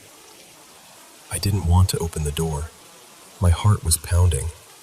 I stood there for what felt like forever, and finally, I cracked it open. Pitch black hallway. No lights, no movement, nobody awake, no one at the end of the hall, nothing. I bolted back to my room and slammed my door like something was chasing me. I didn't have a lock, so I turned on the light and sat with my back against the door, knees pulled up, shaking. I was about 11, early 2000s, and even now, decades later, I still have nightmares where I'm leaving a bathroom into a dark hallway, and I swear my body remembers the fear before my brain can even catch up. A few years after that, things got weird in a different way. My grandpa woke up one night convinced he saw someone moving through the hall, like a person walking past the doorway. He told my grandma, "Didn't you just see them?" And she was like, "See who? There's nobody." And he just shrugged, dead serious, and goes, "Must have been a ghost." My grandma didn't sleep after that. She stayed up, scared and wide awake, like she didn't trust the house anymore. Then about a week later, my best friend, Jules, was over. We were teenagers by then. She walked down the hall and did that double-take thing toward my grandparents' room. Not screaming, not dramatic, just a quiet, confused look. Later, I walked down the hall too, and as I was walking back, I glanced into my grandpa's TV room, and I saw what looked like someone standing there. A tall, dark shape. Not detailed, just a presence. I stopped. My skin prickled, and Jules immediately goes, softly, "You saw it too, didn't you?" I said, "Saw what?" She said, "That black figure in your grandpa's room." And I swear my blood went cold, because I hadn't told her what I'd seen yet. We both tried to laugh it off. Teenagers do that, you know. But the truth is, neither of us forgot it. Fast forward to adulthood. I went through a breakup, messy, painful, and around that same time my mom had a serious accident. She survived, thank God, but it shook everything up. We ended up moving to a different town and into a rental house that had apparently been empty for a couple of years. I moved in first because I lived nearby. The first nights alone, I kept hearing little things, like the house settling, except it didn't feel like settling. It felt like someone else was there. I'd get up, check rooms, nothing. Then I'd climb back into bed. One night, I woke up because I felt something tug my foot. I snapped awake, yanked my leg under the covers, heart racing, telling myself it was a dream. Then later, maybe minutes, maybe longer, something grabbed my leg and yanked me. Not a gentle pull, a hard, violent yank. It dragged me out of bed by my ankle and pulled me toward the doorway. I'm not exaggerating. I hit the floor and slid. I screamed and kicked and finally broke free, scrambled back, turned on every light in the room, and stayed awake until morning. That was the first night I felt truly unsafe in my own bed. After that, the house changed my sleep. I started having night terrors, deep, brutal ones. I'd wake up hearing screaming, but no one else heard it. I'd see dark shapes moving through rooms. Once, my mom admitted she'd seen something too, which almost made it worse, because I couldn't tell myself it was only me anymore. But even he started having moments. Misplaced items he swore he just set down, footsteps that didn't match anyone's. That feeling like you're being watched when you're alone in a room. He'd always end it with, "It's just stress." Like saying it out loud could pin it down and make it harmless. The last big incident in that house was around 2020. He was playing video games and I was on the bed beside him. In my mind, I was awake. I could hear the game, see the screen, hear him breathing. Everything felt real. And then I noticed something at the window. A shape. A man-like silhouette. Wrong in that way shadows are wrong when they want to be seen. And it started trying to get in. I know how that sounds. I do. But in that moment, it wasn't a thought. It was a fact. Like my body understood danger before my brain could argue. I started screaming, swinging, kicking, trying to get away. My husband whipped around shouting, "What? What is it?" And I was yelling, "He's at the window. He's coming in. He's getting in." My husband ran to the window, flipping out, because to him it sounded like there was an actual man outside. He didn't see anything. He swears I was asleep. I swear I wasn't. But after that night, something got worse. The nightmares came harder. The air in that house felt heavy, mean, like living inside a bad mood you couldn't shake. I sank into the darkest depression I've ever had. I felt drained, like I was carrying dread in my bones.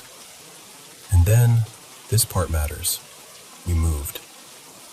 End of 2022, we bought our own place. We left a ton behind on purpose. Old stuff, junk, anything tied to ugly memories. Anything that felt contaminated with bad years. And my brother, Tyler, was no longer part of our day-to-day life. He'd become a really negative person, and eventually he ended up locked up. I'm not saying that to be cruel. I'm saying it because it ties into what he told us later. From the very first night in the new house, the night terrors stopped. Like someone flipped a switch. No more screaming in my sleep. No more dark figures. No more feeling watched. The air felt clean, peaceful, safe. I had one strange dream where someone was searching for me, and in the dream I was back in my childhood house, like my mind still had a string tied to it. But even that felt distant compared to what I used to live with. And then I found out my grandma was finally selling that old house, and I felt relief. Not sadness, relief. Because that place didn't hold warmth for me. It held tension. It held fear. It held too many nights where something felt off. Here's the part that still makes me uncomfortable. Before my brother disappeared from our lives, he admitted he'd done ritual-type stuff in his room when we were younger. Like he invited things in. I don't even know what to believe about that. Part of me wants to roll my eyes. Part of me remembers everything that happened and can't fully dismiss it. And when he got arrested years later, people said they found disturbing occult stuff in his apartment. Symbols, candles, things laid out like some kind of intention. I don't know if it was real, satanic anything, or if it was him being edgy and sick and trying to scare people. Either way, it makes my skin crawl. So, that's it. That's the story. I'm not asking anyone to worship the paranormal or agree with me. I'm honestly open to logical explanations. Sleep disorders, trauma responses, stress, the way a bad environment can poison your nervous system. Maybe my husband is right and it was stress the whole time. And if you've ever had anything like this, anything you can't easily explain, I'd genuinely like to hear it. Or if you have a grounded explanation that isn't cruel, I'm open to that too. I'm not looking for people to mock me. I'm just looking for perspective. And maybe proof that I'm not the only one who's walked out of a bathroom into a dark hallway and felt the world tilt the wrong way.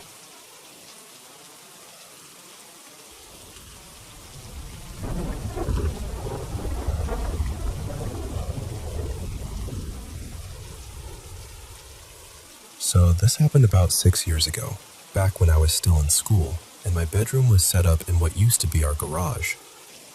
My older cousin, let's call her Maris, was staying with my family for a couple of weeks. And the whole time she was there, we kept having these little ghost moments that were easy to brush off.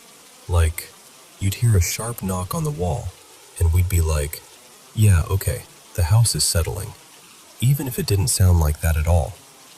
Or we'd hear a weird scrape in the hallway and decide it was probably the cat, even when the cat was literally asleep on the bed. Once, I could have sworn I saw a woman's face in the bathroom mirror, just for a split second, but I convinced myself it was just a shadow and bad lighting and me being dramatic. Nothing ever felt serious, until the last night Maris was there. We had school in the morning, so we went to bed earlier than usual.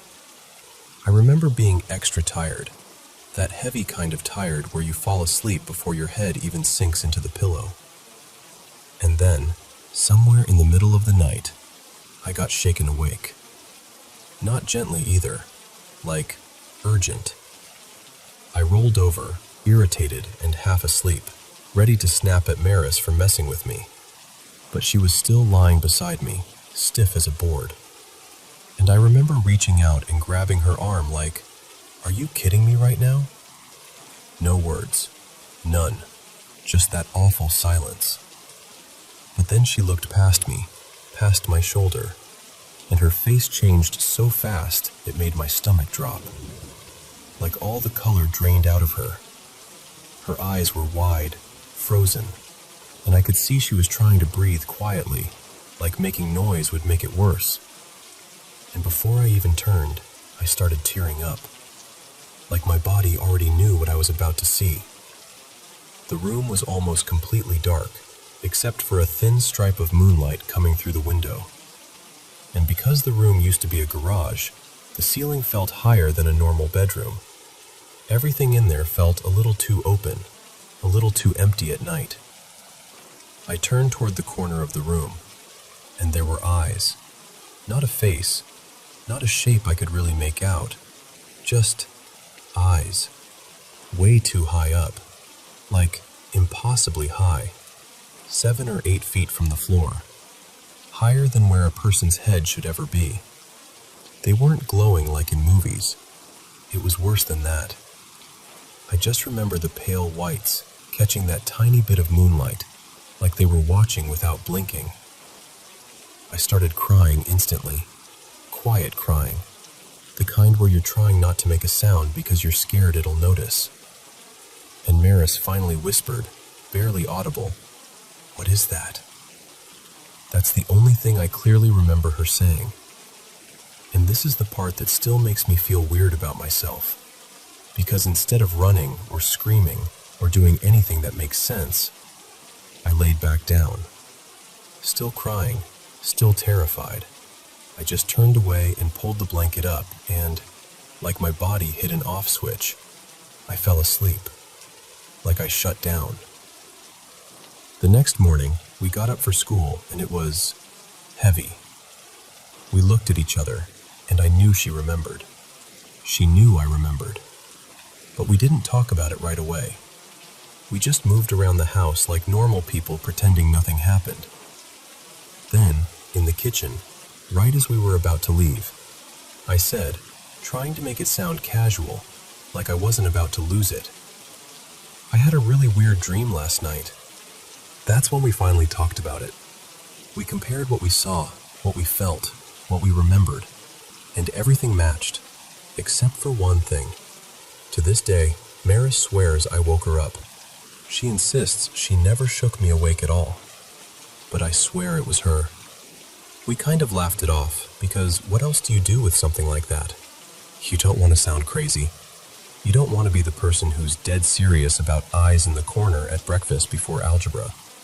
But even now, years later, I still get anxious about that corner before I go to sleep. And lately, this is why I've been thinking about it again. My dog has started whining at night. Not every night, but often enough that it sticks with me. He'll stand there, tense, staring at that same corner, letting out these soft, upset little cries, like he wants to leave the room, but doesn't want to turn his back on whatever he thinks is there. And I always tell people I don't believe in ghosts. I still say that. But I also say, I've got a few stories I can't explain. And this is the one that never really left me, because it didn't feel like a dream. It felt like something was there, just out of reach of the light.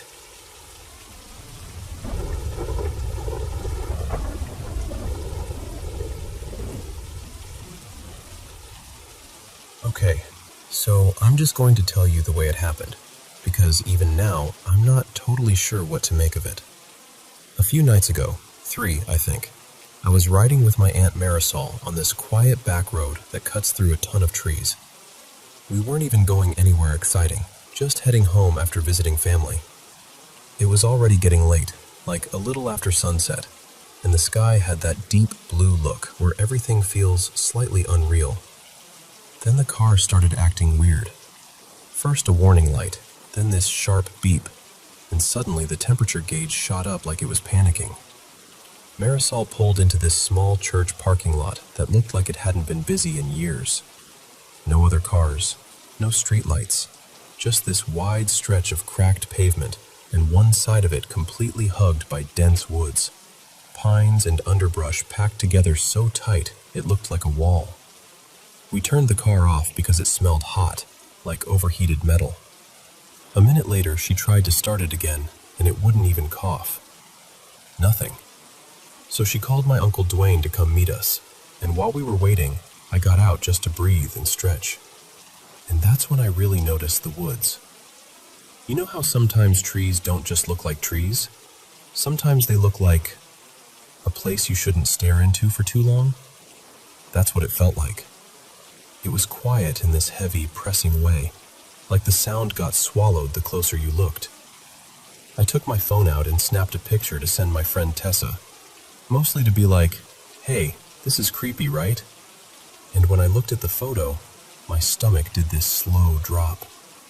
Because on the screen, only on the screen, there was this pale, milky glow tucked between the trees.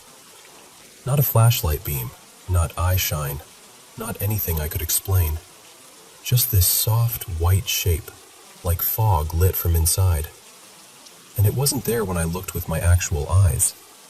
So, of course, I did the thing everyone would do. I aimed my phone at different parts of the woods to see if it was some weird lens flare. But nothing else lit up. Only that one spot.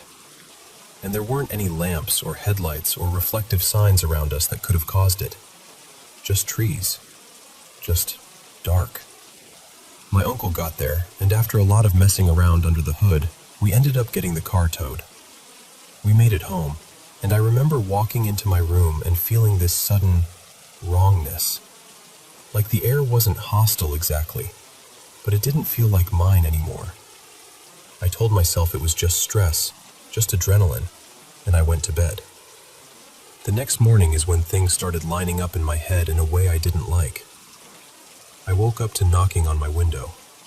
Not scratching, not tapping, knocking. 3 steady knocks like someone trying to get your attention politely. Then it sped up, rat-a-tat, fast and impatient. Then it stopped for a beat and started again from the beginning. 3 knocks, rapid knocks, repeat. And the creepiest part? It didn't stay in one place. It moved, like it was traveling along the window frame, then up higher, then to the other pane. I sat there in bed, frozen, trying to convince myself it was a bird or a branch. But when I finally worked up the nerve to go outside and look, there was nothing. No trees close enough, no loose shutters, no anything. And my window sits higher than most animals could reach without climbing, and the sound was so clean, so deliberate, like knuckles on glass. That night I tried to act normal. I did homework, I scrolled. I even laughed at a couple dumb videos like I could trick my body into calming down. But then, while I was at my vanity, a small bottle, one that was nowhere near the edge, just tipped and slid like it got flicked. A minute later, something on my desk shifted and dropped, and there was no reason for it. No breeze, no fan pointed that way. Nothing vibrating or shaking the furniture. I tried staying awake, because sleeping suddenly felt like leaving the door unlocked. I dozed off a couple times without meaning to, and the last time, it couldn't have been longer than 10 minutes. But in that tiny sliver of sleep, I heard this sound, this horrible, tearing screech. Not like an animal, not like a person either. It was thin and sharp and full of anger, like something trying to force its way into the world. I sat straight up with my heart punching my ribs, and the room was still, silent, like it had never happened. Today was worse in a quieter way. All day I kept feeling these little touches, like a brush along my elbow or a cold press at my upper arm. Each time I'd whip my head around like, what was that? And there'd be nothing. At school I blamed it on nerves, on people passing in crowded halls, on my backpack strap, on anything. But it followed me home. And then, just a bit ago, I walked out of the bathroom into the hallway, and I felt a cold hand, cold like it had been outside in winter, rest on my shoulder from behind. It wasn't a graze. It wasn't air. It was a firm touch, like someone trying to stop me. I actually turned around and said, "Hey," because my first thought was that my uncle was behind me messing around, being annoying. Nobody was there. I let out this little yelp, half scream, half gasp, and I turned back toward my room, and, I swear to you, I saw a shadow move down the hall toward my mom's room. It wasn't a normal shadow. It had direction, purpose, like it was going somewhere. And the thing is, my uncle's room is right behind that hallway. If he'd walked past me, I would have seen him. I would have heard him. There's no way he could have slipped by without me noticing. So now I'm sitting here telling you this, trying to keep my voice steady, trying to be reasonable, and my brain keeps circling back to that church parking lot, that wall of trees, that glow that only existed through my camera, and this awful feeling that whatever noticed me out there didn't stay out there.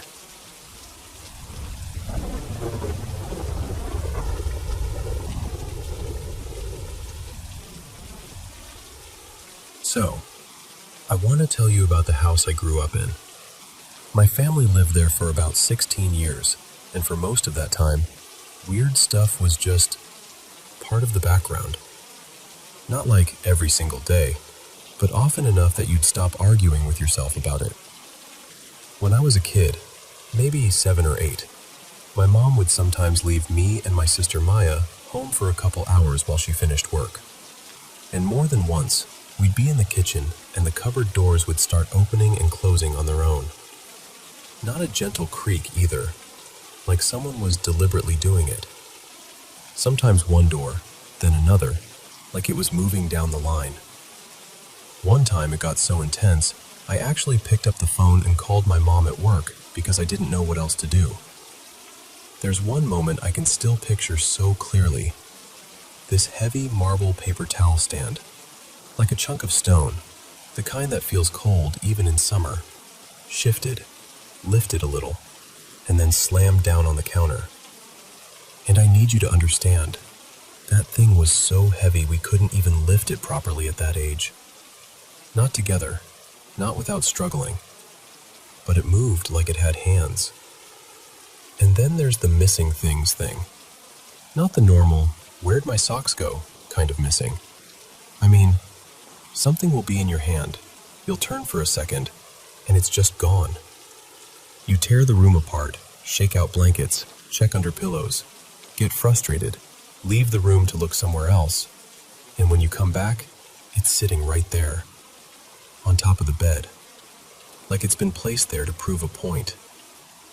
Over Christmas holidays, when my cousins would come stay, the house felt even busier, louder, warmer, more crowded.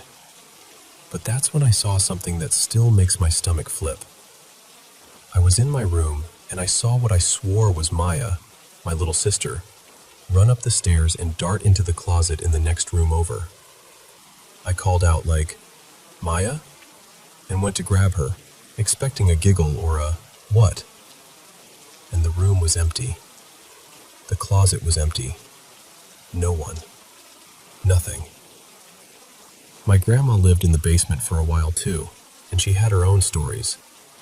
She'd wake up thinking one of my little sisters was beside her bed, like trying to get her attention. Little footsteps, a shape, that feeling of someone right there. She'd speak, half asleep, and then realize the room was still and empty. And it wasn't just us. Friends would come over and casually say things like, "Do you feel weird in here?" Like they didn't even want to admit they were asking. Different people, different times. For some, it was my old bedroom. For others, it was the living room at night. And the basement. The basement was almost always the place people mentioned. Like the air down there had weight. But the most vivid, the one that sits in my chest even now, was in the middle of a normal afternoon. Bright outside. Not spooky hours. My sister and I were watching TV in my mom's room while she showered. Everything felt ordinary. And then we heard it. This laugh. It came from the closet. Not a little noise you could explain away. A real laugh. Clear enough that both of us snapped our heads toward the closet at the exact same time. We looked at each other, wide-eyed, like we'd both just been slapped by the same invisible hand, and we ran out of the room so fast I swear my feet barely touched the floor. My mom later told us we were imagining it, that our minds were playing tricks. But here's the thing. I know what it sounds like when you scare yourself. That wasn't it. That was something else. And it wanted us to know it was there. But then, life happened. Real life. Hard life. There were years where the house wasn't just a house. It held alcoholism. It held yelling and fear. It held things breaking, sometimes objects, sometimes people. I went through a long stretch of depression that felt bottomless, and there were times I genuinely didn't know if I'd make it through my own thoughts. And after all of that, the energy changed. It stopped feeling like a weird presence you could shrug at, and started feeling like something sour moved in and settled deep. You could feel it in your body. If you stand in the hallway with the living room lights off, there's this sinking feeling, like the dark is heavier there than it should be. And the basement? The basement feels like a dare. My mom has told me she's seen something in the corner of her room while she's sleeping, like a shape watching. She doesn't say it dramatically either. She says it in that careful, controlled way people talk when they're trying not to sound insane. And I believe her. I believe her so much that even talking to you about it right now has my heart going a little too fast. The reason I'm even telling you all this is because something happened recently that scared me in a different way. I don't live there anymore, but my mom and my two younger sisters, Leah and Sophie, still do. They're teenagers now. And the other day, my mom was home alone, doing laundry in the basement in the middle of the day. Normal, mundane. And then something touched her back. Not a breeze, not a brush of fabric. She said it felt like pressure, like a hand or a palm hot against her skin. And she panicked. She ran upstairs and out of the house, like her body decided before her brain did. And that's what's been sticking with me. Because this feels like escalation. Like it waited until she was alone. Like it knew she'd be distracted. Like it chose a moment where she wouldn't be expecting anything. We've always had this attitude of, don't feed it fear. Like, tell it to leave. Be firm. Don't beg. Don't act small. And honestly, that approach seemed to work most of the time. At least enough that we could live our lives. But this is the first time it feels physical. And it scares me in a way the cupboards and missing objects never did. I told my mom she should get someone experienced to come by. Someone who knows what they're doing, not just someone who wants to play ghost hunter. Someone who can walk through the house and read what's there without stirring it up. Because I don't want my mom down there alone again, wondering if something is going to put a hand on her back when her guard is down. And if I'm being totally honest with you, what scares me most isn't the idea of a ghost. It's the feeling that the house listened to us for years, like it learned our routines. And now it's testing what it can do.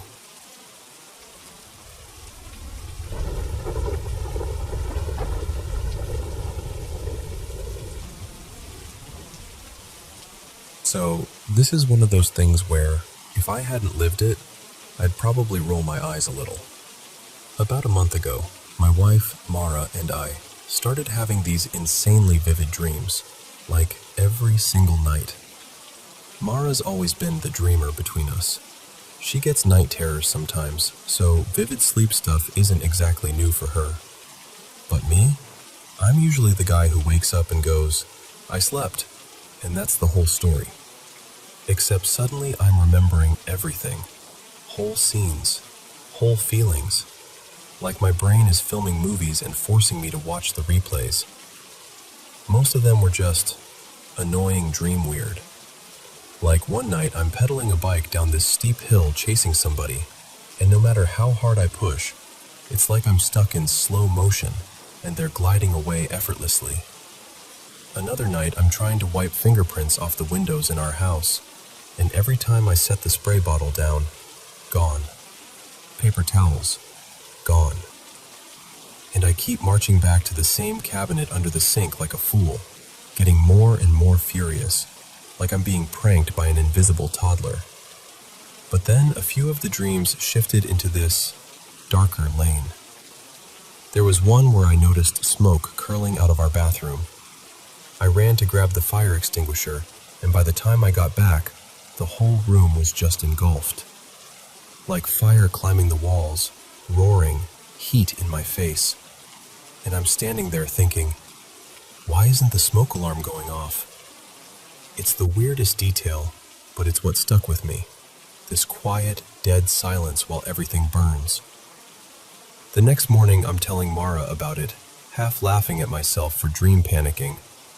And right in the middle of me talking, the smoke detector starts chirping. Low battery beep. Just that little, "Hey, you need to replace me" sound. Not supernatural, I know that. But it hit me like someone timed it on purpose. Like my dream was tapping the glass. Then there was another one that messed me up more than I want to admit. I woke up in the dream, and there was this dark shape standing in the corner of our bedroom. Not moving, just there, watching. And the worst part is it didn't feel like a quick nightmare. It felt like it lasted all night, me lying there pretending to be asleep because in the dream, I was convinced if it knew I was awake, something would happen. When my real alarm finally went off, I woke up sweating, and I couldn't shake that feeling all day.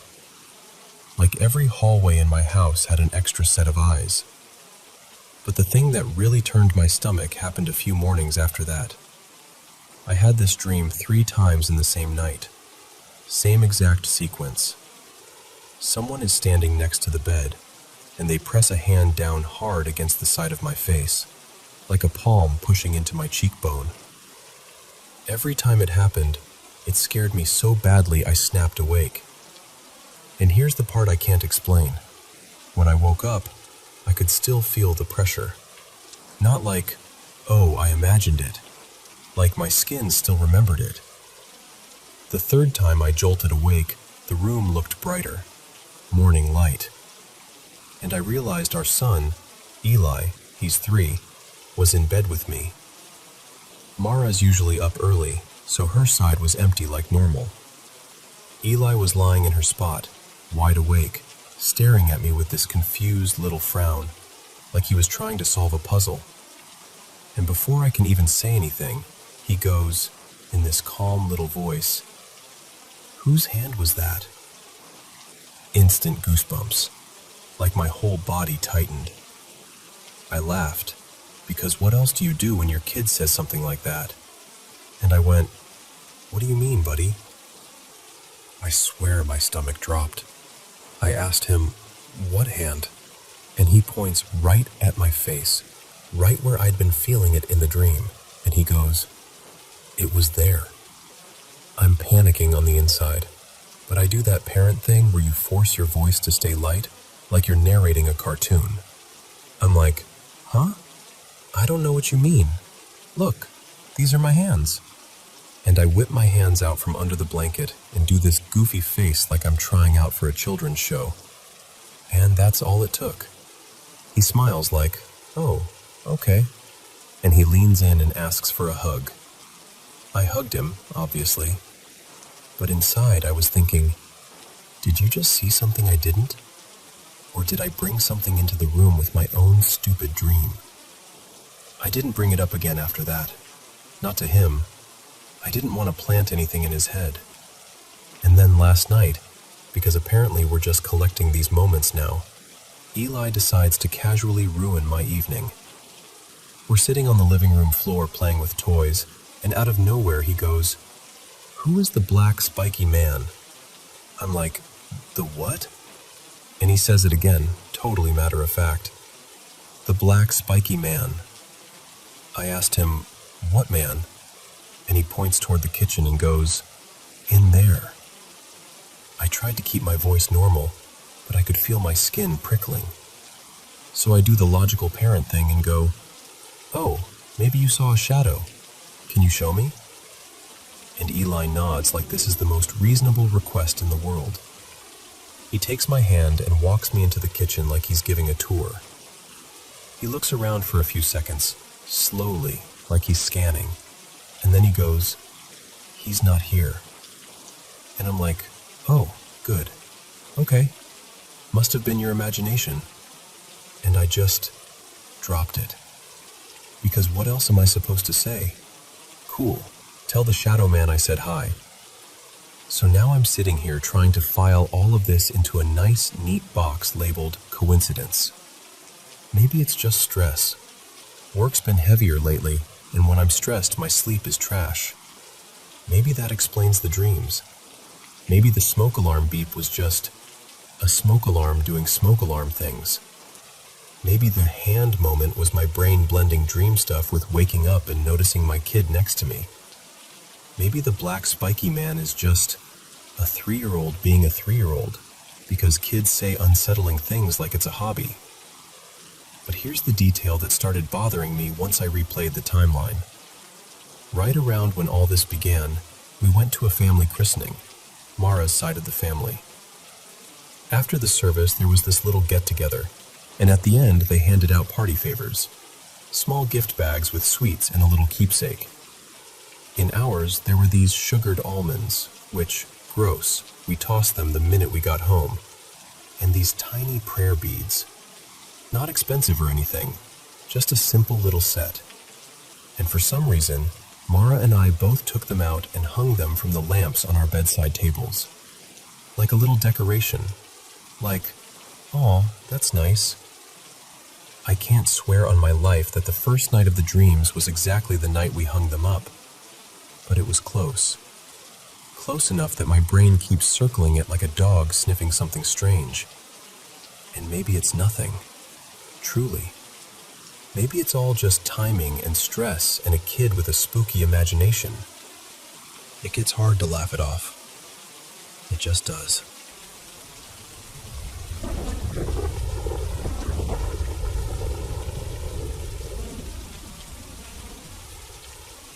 So, this has had my brain doing somersaults for the past few days, and I've got to tell someone who will actually listen. So, hey, thanks for being here. It started when I was 19, back when I was training like my life depended on it, because I was dead set on enlisting. I lived out in northeast Tennessee, and I had this same running route I did constantly. This long, straight stretch of road with wide open fields on both sides, a couple scattered barns, and barely any houses. It was the kind of quiet where you can hear your own breathing, and the little gravel crunch under your shoes. Most days I ran early, like 6 or 7 a.m., but one day I'd planned to take a rest, and I don't know how to explain it other than I had this weird, stubborn pull all day long. Not hype, not discipline, more like something was tugging on me. Like, no, you need to go. So finally, later than usual, closer to 4 p.m., I gave in. I lace up, head out, and I'm a couple miles in, zoning out in that runner's tunnel vision. I look down at my phone to switch the song, and I swear to you, it's like a person just appeared in the exact spot my body was headed. I slam right into him.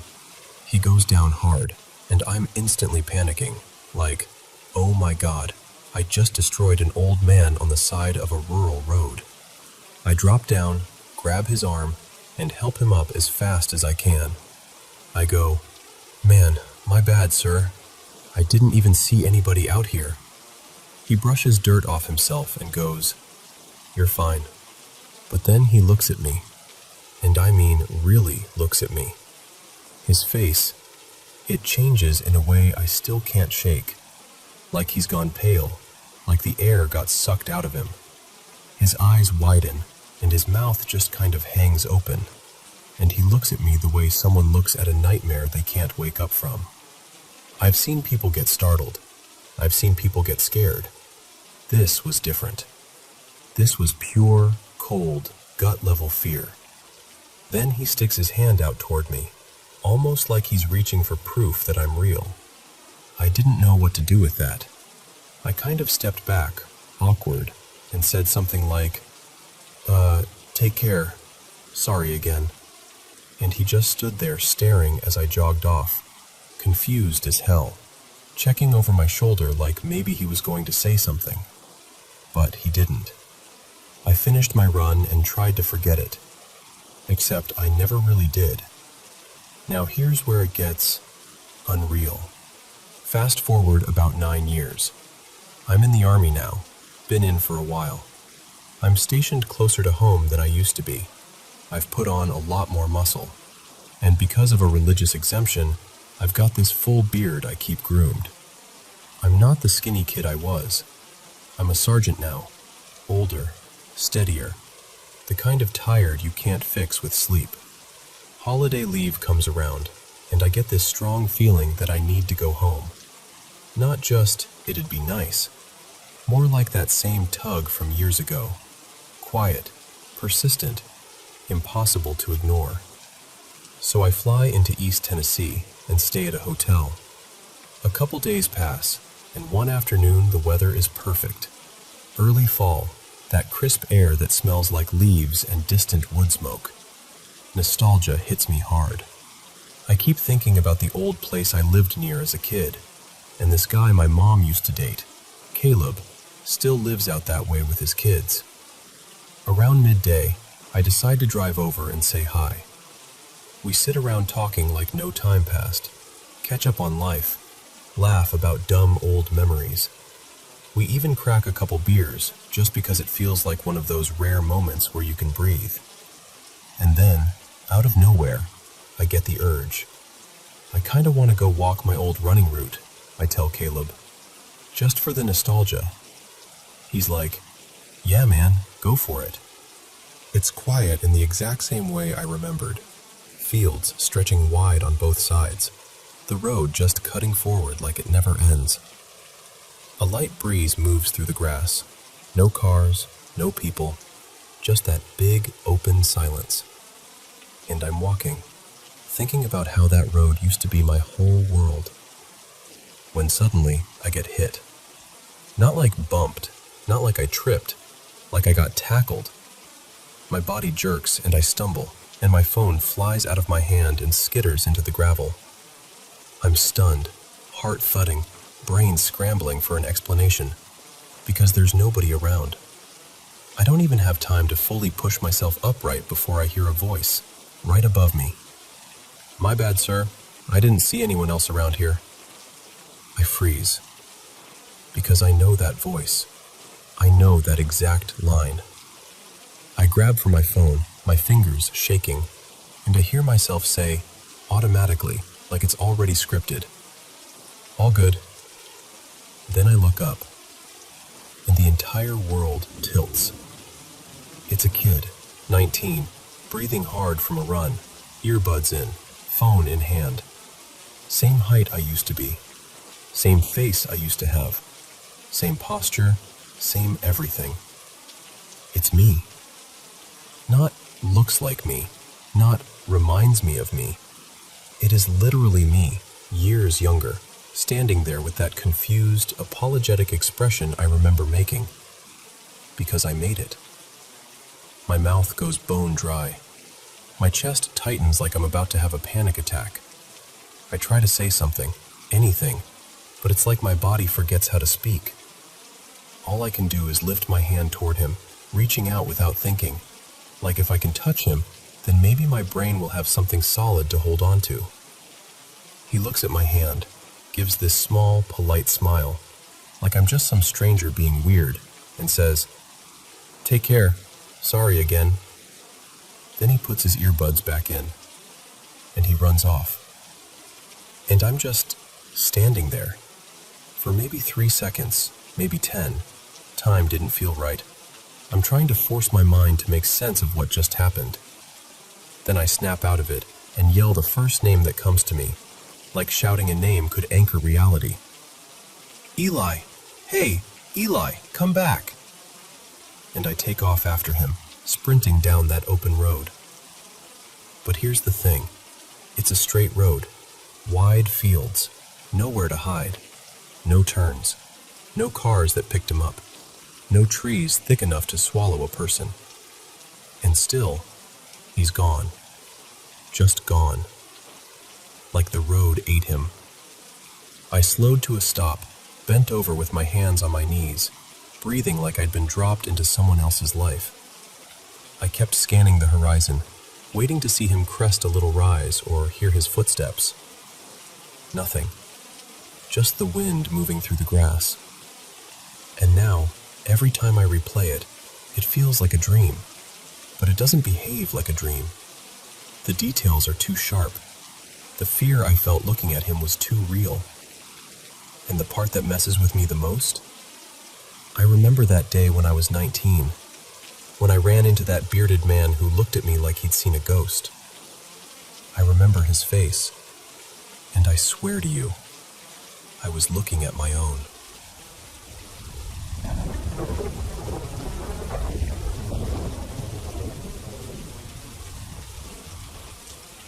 So, I'm gonna be honest with you. I'm still a little shaken up telling this. Yesterday, out of nowhere, I got this sudden urge to check on someone's well-being. And I know how that sounds. But it wasn't a normal, I should text a friend kind of thought. This was sharper. Almost like a flash of certainty that if I opened Instagram, I'd see one of those black and white photos with a caption that's basically a goodbye letter.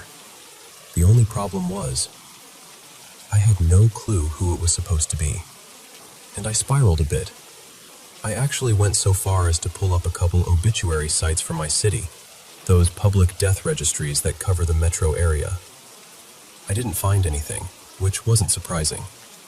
I live in a huge Brazilian city, millions of people.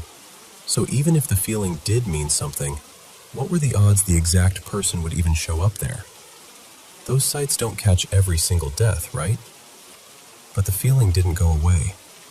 My brain kind of latched onto this woman named Renata, someone who used to run in the same social circles as me back in the day.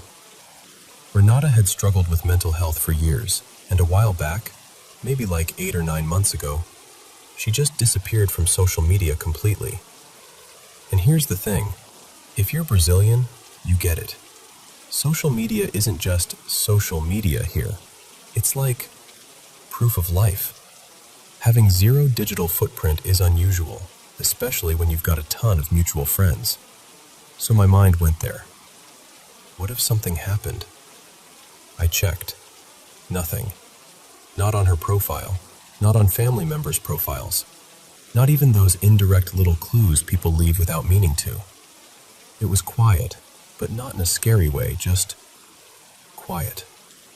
And I remember thinking, okay, she's probably fine. Maybe she's taking a real break. Honestly, good for her. And I want to be clear, I had no concrete reason to believe anything had happened to Renata. It was just my mind trying to hang this weird feeling on someone. Then today, I found out that someone I used to know actually died yesterday. Her name was Marcia. Marcia used to work with me years ago at an English school where I was a coordinator. She was the kind of person you remember. Steady, friendly, that exhausted but still showing up energy. And the part that hit me hardest? She was a single mom with 2 teenagers. Just brutal. Really. She didn't even live near me anymore. She'd moved to the other side of the country and I hadn't spoken to her in a long time. over a year, maybe more. We weren't close friends, more like former co-workers who shared a real place in each other's daily life for a while. So now I'm sitting there thinking, why did I have that feeling yesterday? A couple details make it stick in my throat. For one, Marcia and Renata, this might sound weird, had a similar vibe. Not identical, but enough that my brain could have been circling Marcia without landing, and just grabbed the closest match it could identify. Similar face shape, similar intensity, even a kind of similar presence. I keep wondering if my mind recognized something and just couldn't name it. Second, today I did the obituary search again, except this time on a registry for the region where Marcia had been living. And listen, I clicked the first link that came up, and there she was. First try. And I know that doesn't necessarily mean anything, but combined with everything else, it felt eerie. Then I learned she'd been taken to the hospital yesterday morning, around the exact time I'd gotten hit with that wave of dread. I keep trying to be rational about it. Like, yes, I've worried about death before. I'm a human being. If my partner is driving late at night, I get anxious. If someone I love gets on a plane, I'll have that stupid little knot in my stomach even though flying is statistically safe. That's normal fear. And then there's the one small thread that connects me to Marcia, which is so random it almost feels like a movie prop. Back at the school, she kept this fantasy-themed board game.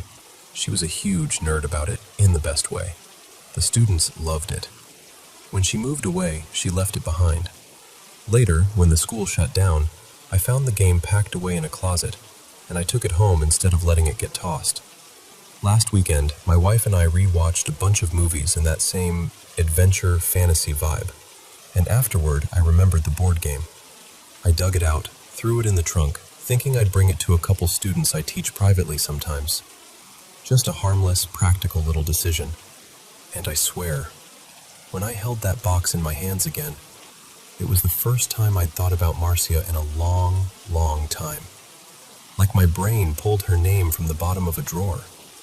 So yeah, that's the whole thing. No dramatic ending, no revelation, just this lingering question that I can't quite swallow. Was it just coincidence? My anxious brain throwing darts into the dark and accidentally hitting something real? Or is there, I don't know, some kind of strange human antenna we don't understand yet? I'm not trying to convince you of anything. I just needed to say it out loud to someone who might actually hear me.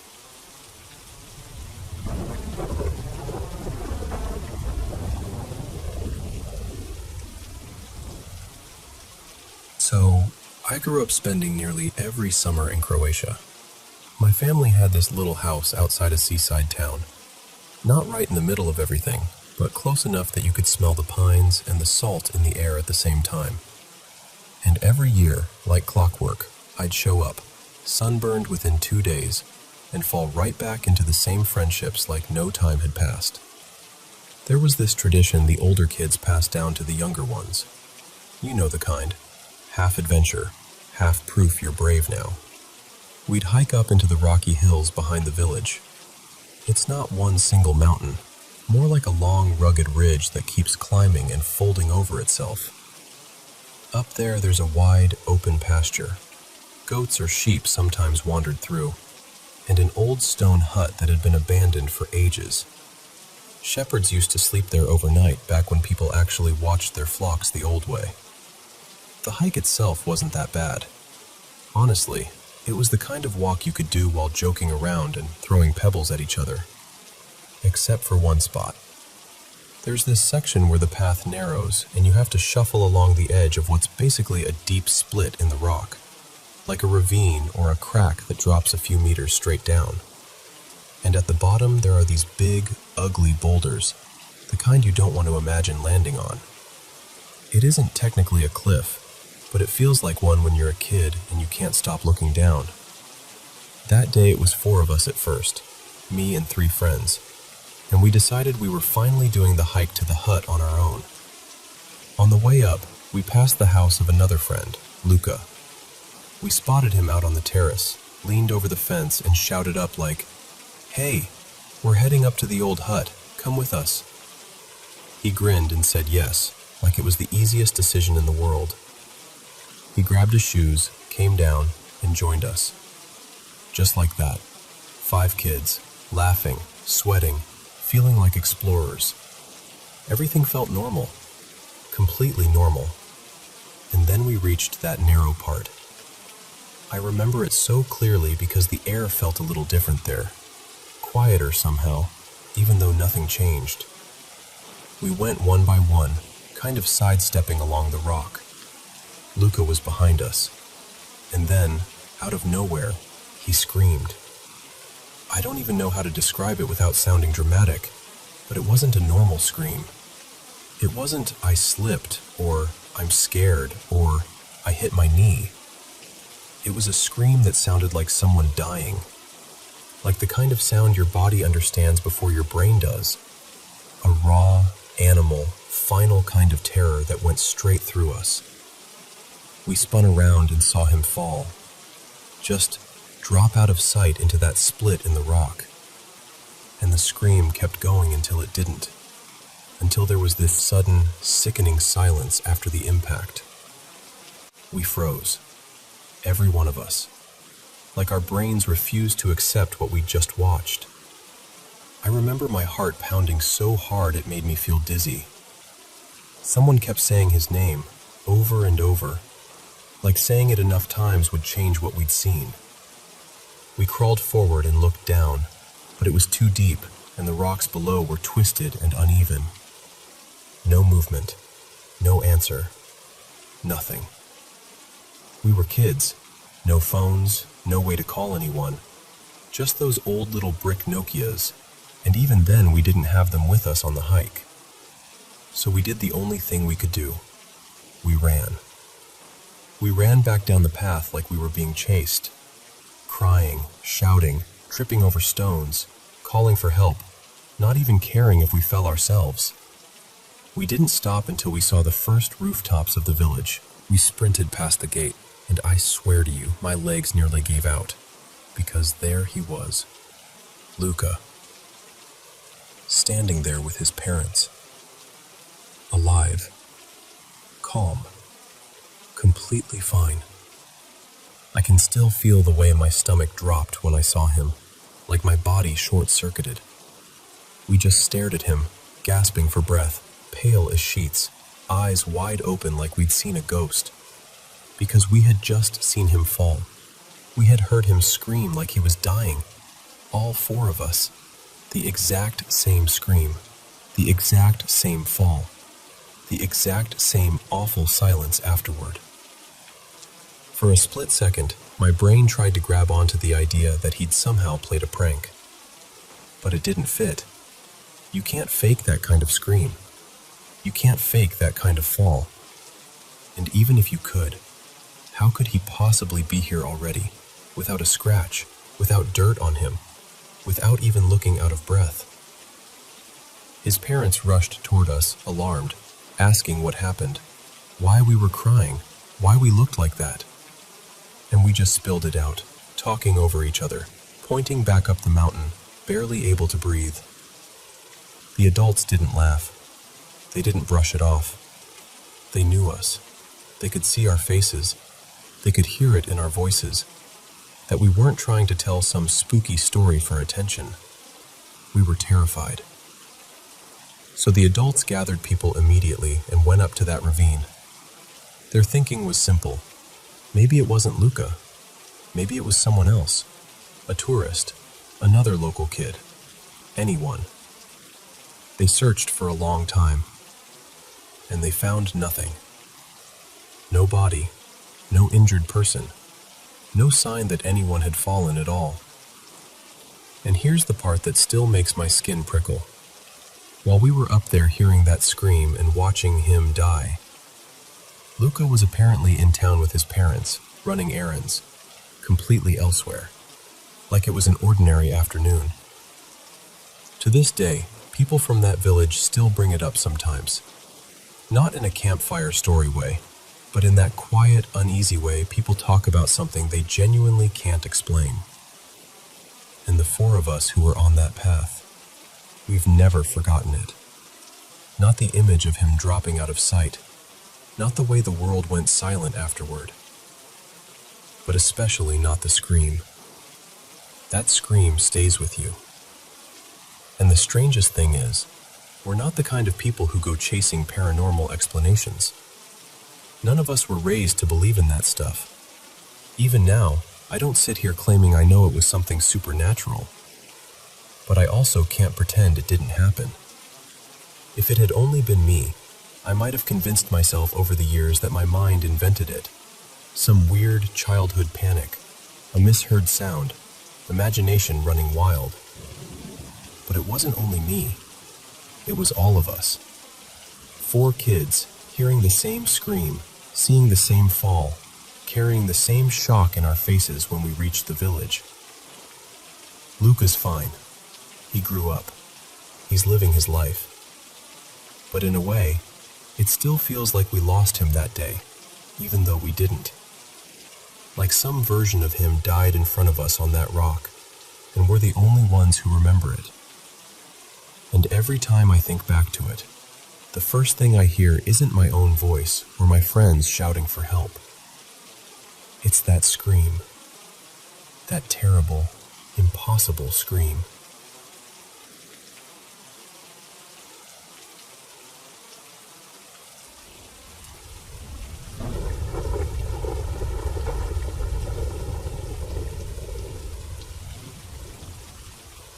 So, this is a little hard to talk about, but I'll try. My Lolo, my grandpa, passed away earlier this month. It was natural causes, and he was surrounded by family over in California. I'm here in the Philippines, and growing up, my grandparents were always doing this back and forth life. They'd fly home to see us whenever they could, then return to the States. They were immigrants already back then, but they still somehow kept one foot in both worlds. What's wild is, we're still living on the property they helped establish here. Like the land they secured years ago is the same place where we built our home. So even when he was far away, he still felt present in a way. In the walls, in the routines, in the "this is our family's place" feeling. He hadn't been back since around 2019. He kept saying he wanted to come home for good, like really settle here again. But the pandemic happened, and after that, his health just never bounced back. Plans kept getting postponed, then eventually, there was no more someday. The day he died, I didn't really show much. You know how sometimes you're numb first? Like your body is calm, but inside you're shaking. Everyone in the family was grieving, but I was quiet about it. I remember that night, late, already half asleep, just lying in my room when I heard it. A knock. Not a tiny tap. Not a "maybe the house moved" kind of sound. It was one solid knock, medium to loud, right on my bedroom door. It jolted me awake because nobody knocks like that at that hour.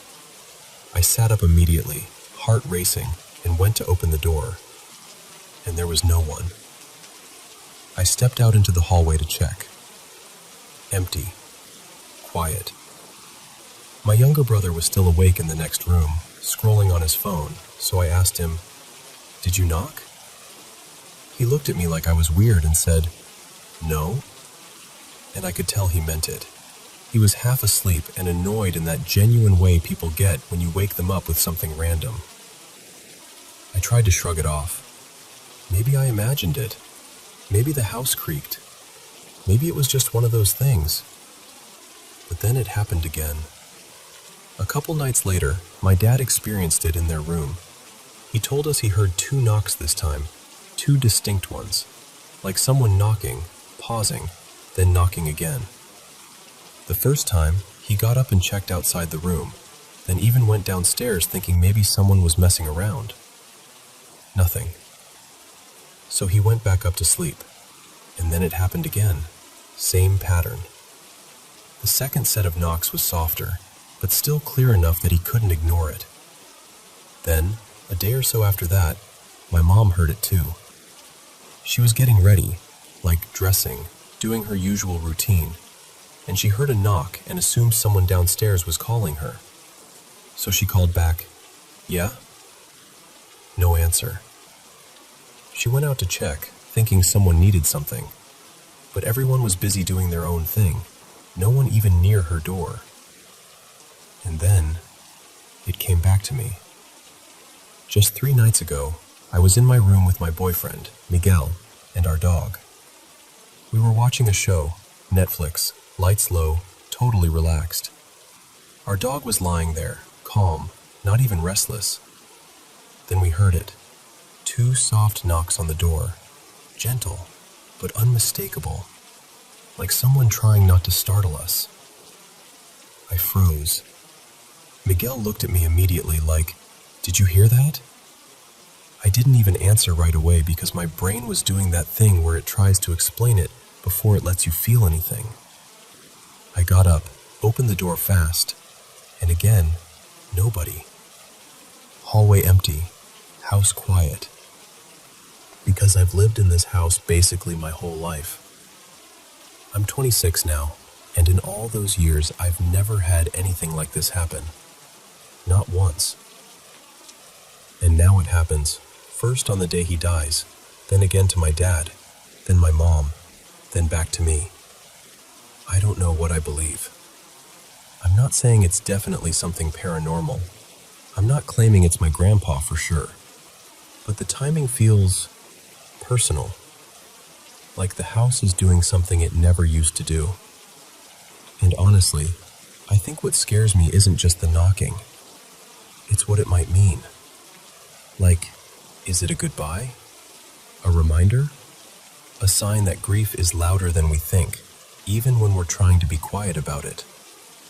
I guess I'm sharing this because I don't know what to do with it. Has anyone else experienced something like that? Knocking with no one there, especially after losing someone? And if you have, how did you handle it without spiraling? Because right now, I'm stuck between wanting an explanation and wanting to believe it was him, just letting us know he made it home in some way.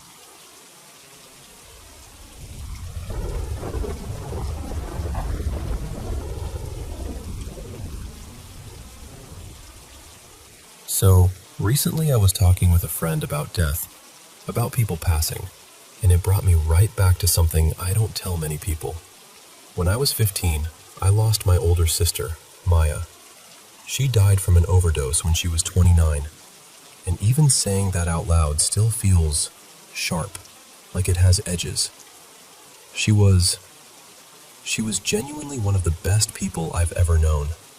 The kind of person you just orbit when you're younger because she makes life feel bigger and cooler and safer all at once. I idolized her. She had this beat-up truck that she treated like a concert venue. Upgraded speakers, bass you could feel in your ribs. And she'd let me sit there with her while she played music way too loud, rapping along and laughing like nothing in the world could touch her. To me, she was the definition of fearless. She had gone to rehab. She was trying. She really was.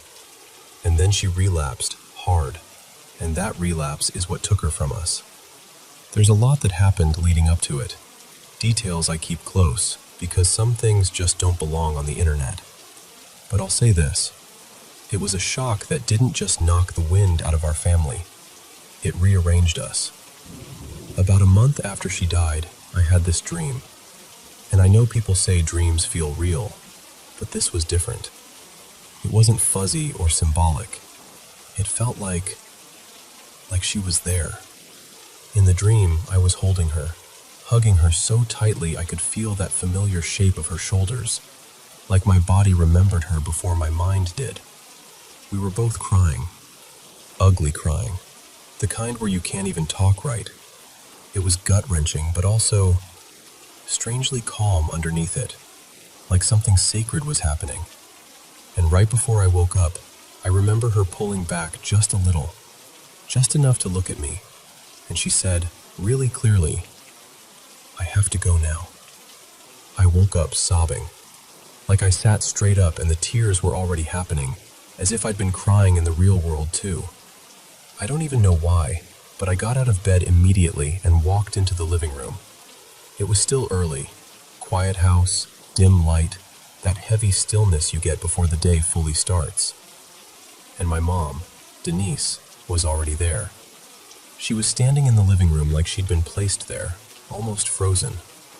Her face was puffy, eyes red. She'd been crying too. We just stared at each other for a second, and it was like we both knew before we spoke. And then, at the exact same time, we asked each other, "Did you dream about her?" We both said yes. And here's the part I still get chills thinking about. We described the dream, and it matched. The hug, the crying, how real it felt. And then my mom said, "What did she say at the end?" And I told her. And my mom's face crumpled because she whispered, "She said that to me too. I have to go now." Same words, same ending, same wake-up, sobbing, same pull toward the living room, same moment of finding each other there. We didn't even try to explain it. We just fell into each other and cried like we were holding on to the only solid thing in the world. It was one of the most bittersweet moments of my life, because I never wanted to say goodbye. Not really. But it felt like she reached for us, like she gave us something we didn't get to have the first time. A goodbye we could share, together. And now, I'm older than she ever got to be. That's such a strange sentence to live inside of. There are days it hits me out of nowhere, like I'll be doing something normal, laughing at something stupid, and then it's like my brain remembers, she never made it to this age. She never got to see this part. I miss her. All the time. So yeah, I guess I'm asking you honestly, have you ever experienced anything like that? Something that felt less like a dream, and more like a moment you were given?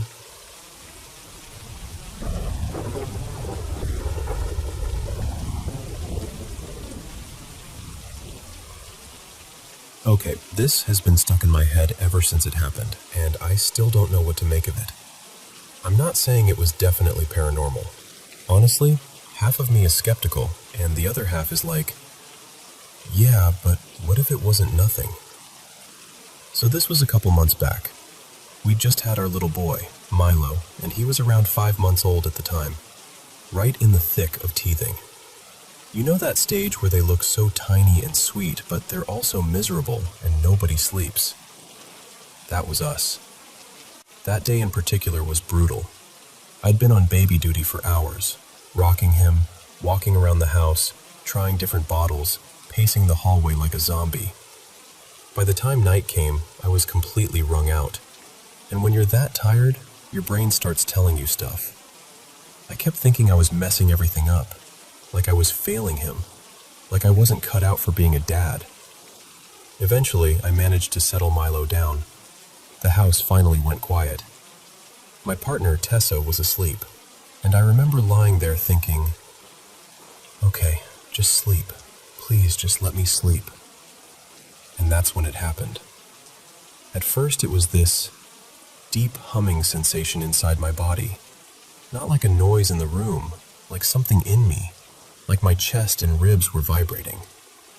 Then it got stronger. It spread until it felt like every inch of me was buzzing, like my whole body had turned into a speaker and someone had cranked the bass way too high. Then I realized I could actually hear it too. Not just feel it, hear it, faintly, like a low electric drone. And right after that came this really unsettling feeling, like something was pressing against my mind.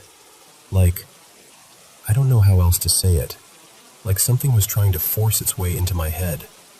And I was fighting it. Not physically, mentally. Like I was trying to keep a door shut and something on the other side was pushing harder and harder.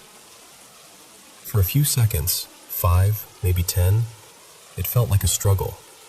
Like I was thinking, no, get out, stop.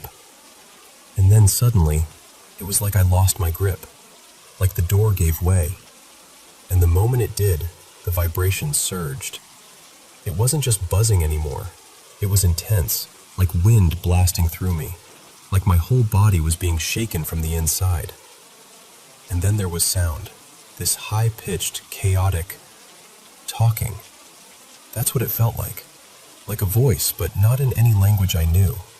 Just this rapid, sharp, almost squealing gibberish whipping around my head, like I was caught in some kind of mental whirlpool and the noise was circling me. I remember thinking, what is happening to me? And then, right at the end, everything cut through into one clear sentence, in calm, perfectly understandable English. You're doing a good job.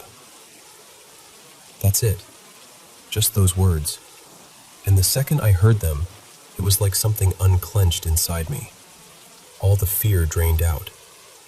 It wasn't just relief. It was this wave of calm that washed over everything. Like reassurance so strong it felt physical. Like someone had put a hand on my shoulder and meant it.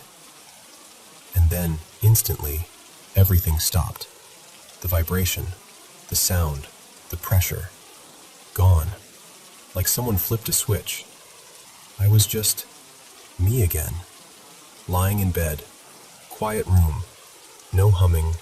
No voice. Alone in my own head, fully in control. I've had sleep paralysis before, which is why part of me tries to file it under that. But it wasn't like my usual episodes. Normally, I'm asleep first and then I wake up stuck.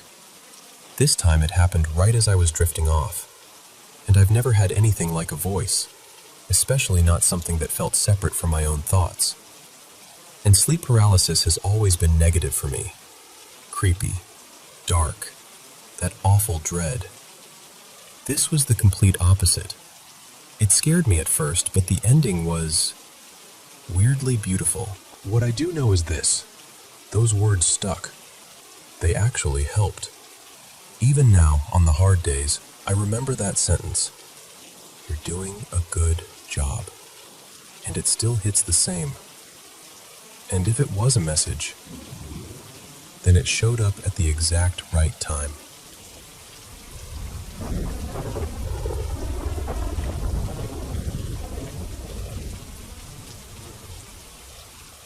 Hey, so I've been going back and forth on whether to tell this out loud, because once I say it, it feels more real.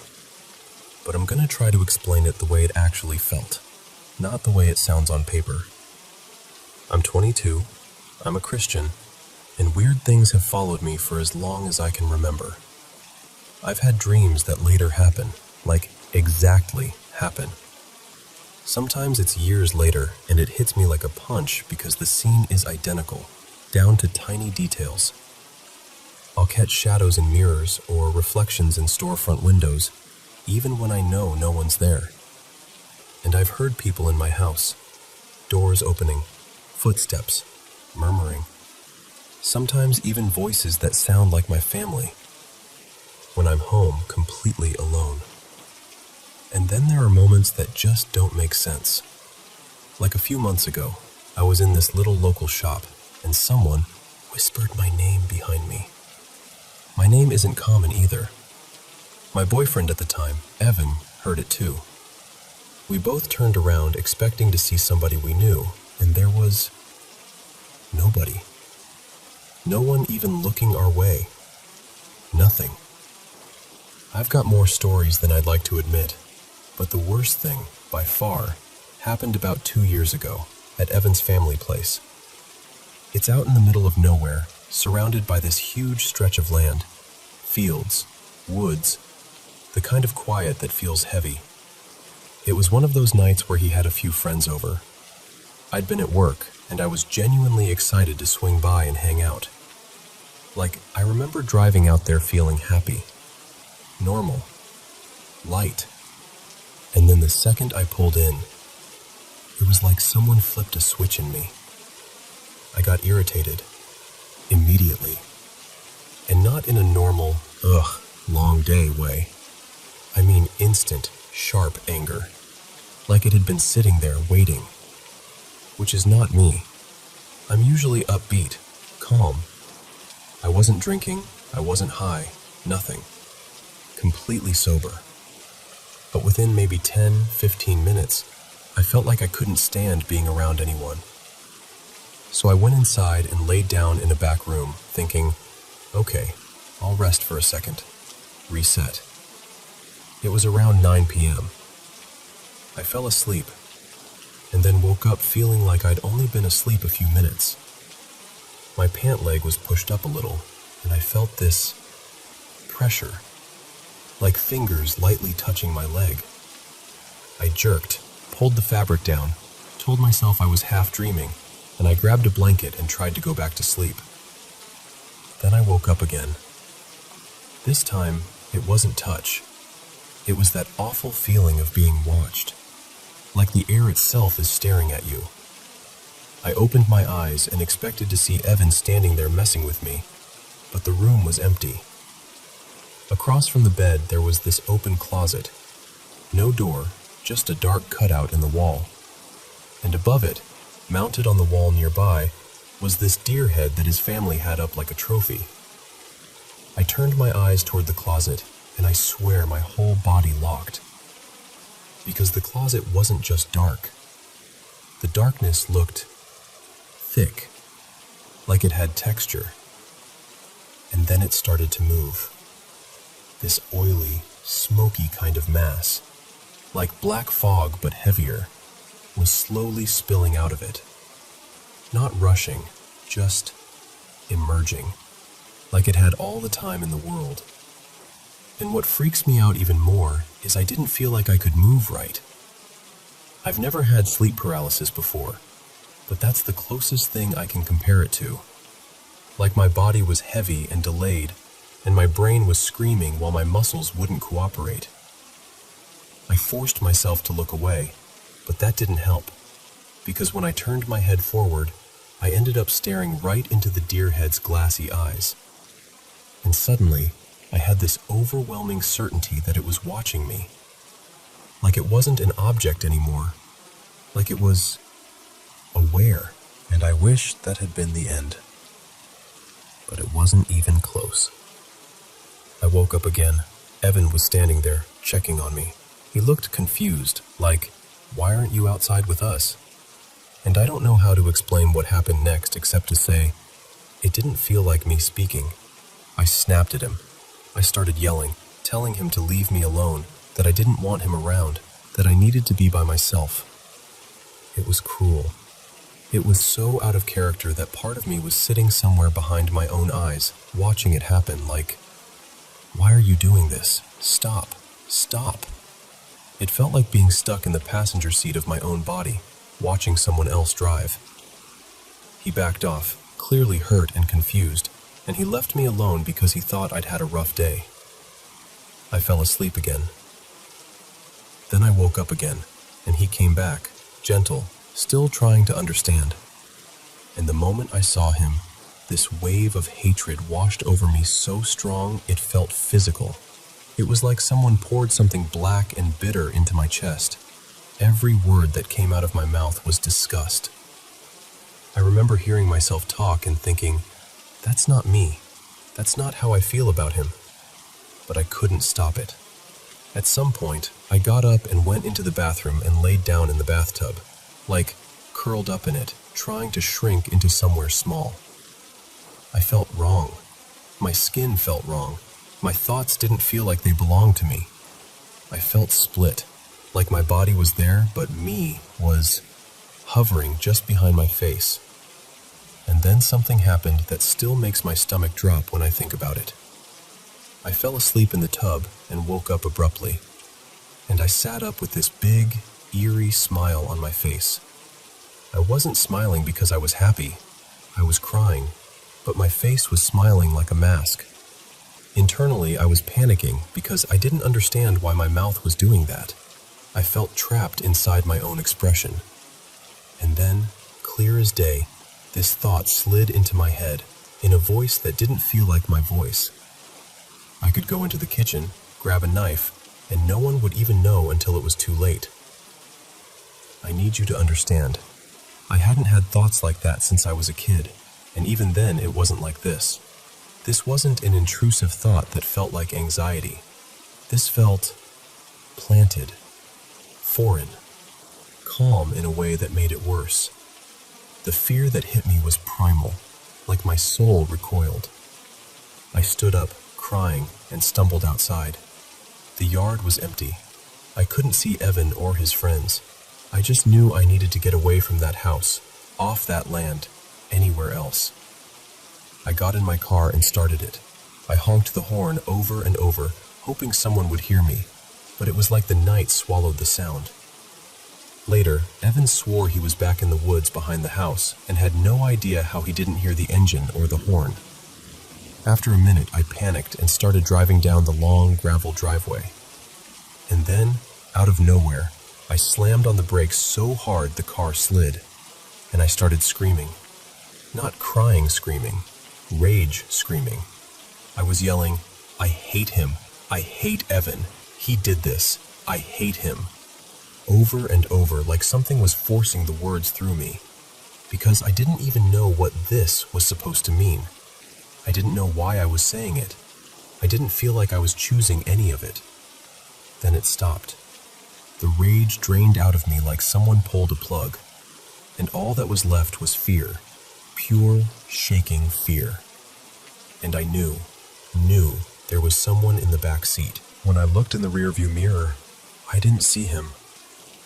When I turned around, there was nothing. But it didn't matter. I knew he was there anyway, the same way you know when someone is standing too close behind you. I don't even remember deciding to go back. I just did. Like the car turned itself. I drove back up and pulled behind one of the buildings. I got out and stood there crying, but I couldn't speak. It was like my throat had sealed shut. A few seconds later, Evan and his friends came running out of the woods, confused and alarmed. Evan came right up to me and looked at my face, really looked, and he said, quiet but certain, "You saw something in the closet." I didn't answer. "It made you think things that weren't yours," he said. I still couldn't answer. I couldn't even nod. I just stood there shaking. And then he turned to his friends and said, "I'm not answering questions. I'm driving her off the property. Follow me and pick me up at the end of the driveway." He put me in the passenger seat and we drove. And this is the part that messes with me the most, because it was so sharp and instant that I can't explain it away. The moment the gravel ended and the tires hit the paved road, right at the edge of the property line, it was like everything snapped off. The fear, the heaviness, the watched feeling, the anger, the wrongness in my body. Gone. Like somebody rinsed me clean. I looked over at Evan and suddenly I felt like myself again, like the girl who'd been excited to see him, the girl who'd been happy on the drive in. And I remember sitting there thinking, how can it be gone that fast? How can it be that location matters? After that, I didn't go into that house alone again. I still don't. I don't go out on that land by myself. If I'm there, it's only with someone else, and even then I'm tense the whole time. Sometimes we still hear things, little things, enough to keep the memory fresh. For a long time, I told myself I sounded crazy. I didn't tell anyone, not my friends, not my family, because how do you say, I didn't feel in control of my own mind without watching someone's eyes change? But I haven't been the same since. I've leaned harder into my faith. I don't go anywhere without my cross now. And I know how dramatic that sounds, but I also know what I lived through. And the truth is, I'm tired. I'm tired of hearing voices when I'm alone. Tired of seeing things in reflections. Tired of walking around waiting for the next moment that doesn't make sense. I just want to know I'm not the only person who's been through something like this. Because once you feel like something else has had its hands on your thoughts, it's hard to pretend you're the same afterward.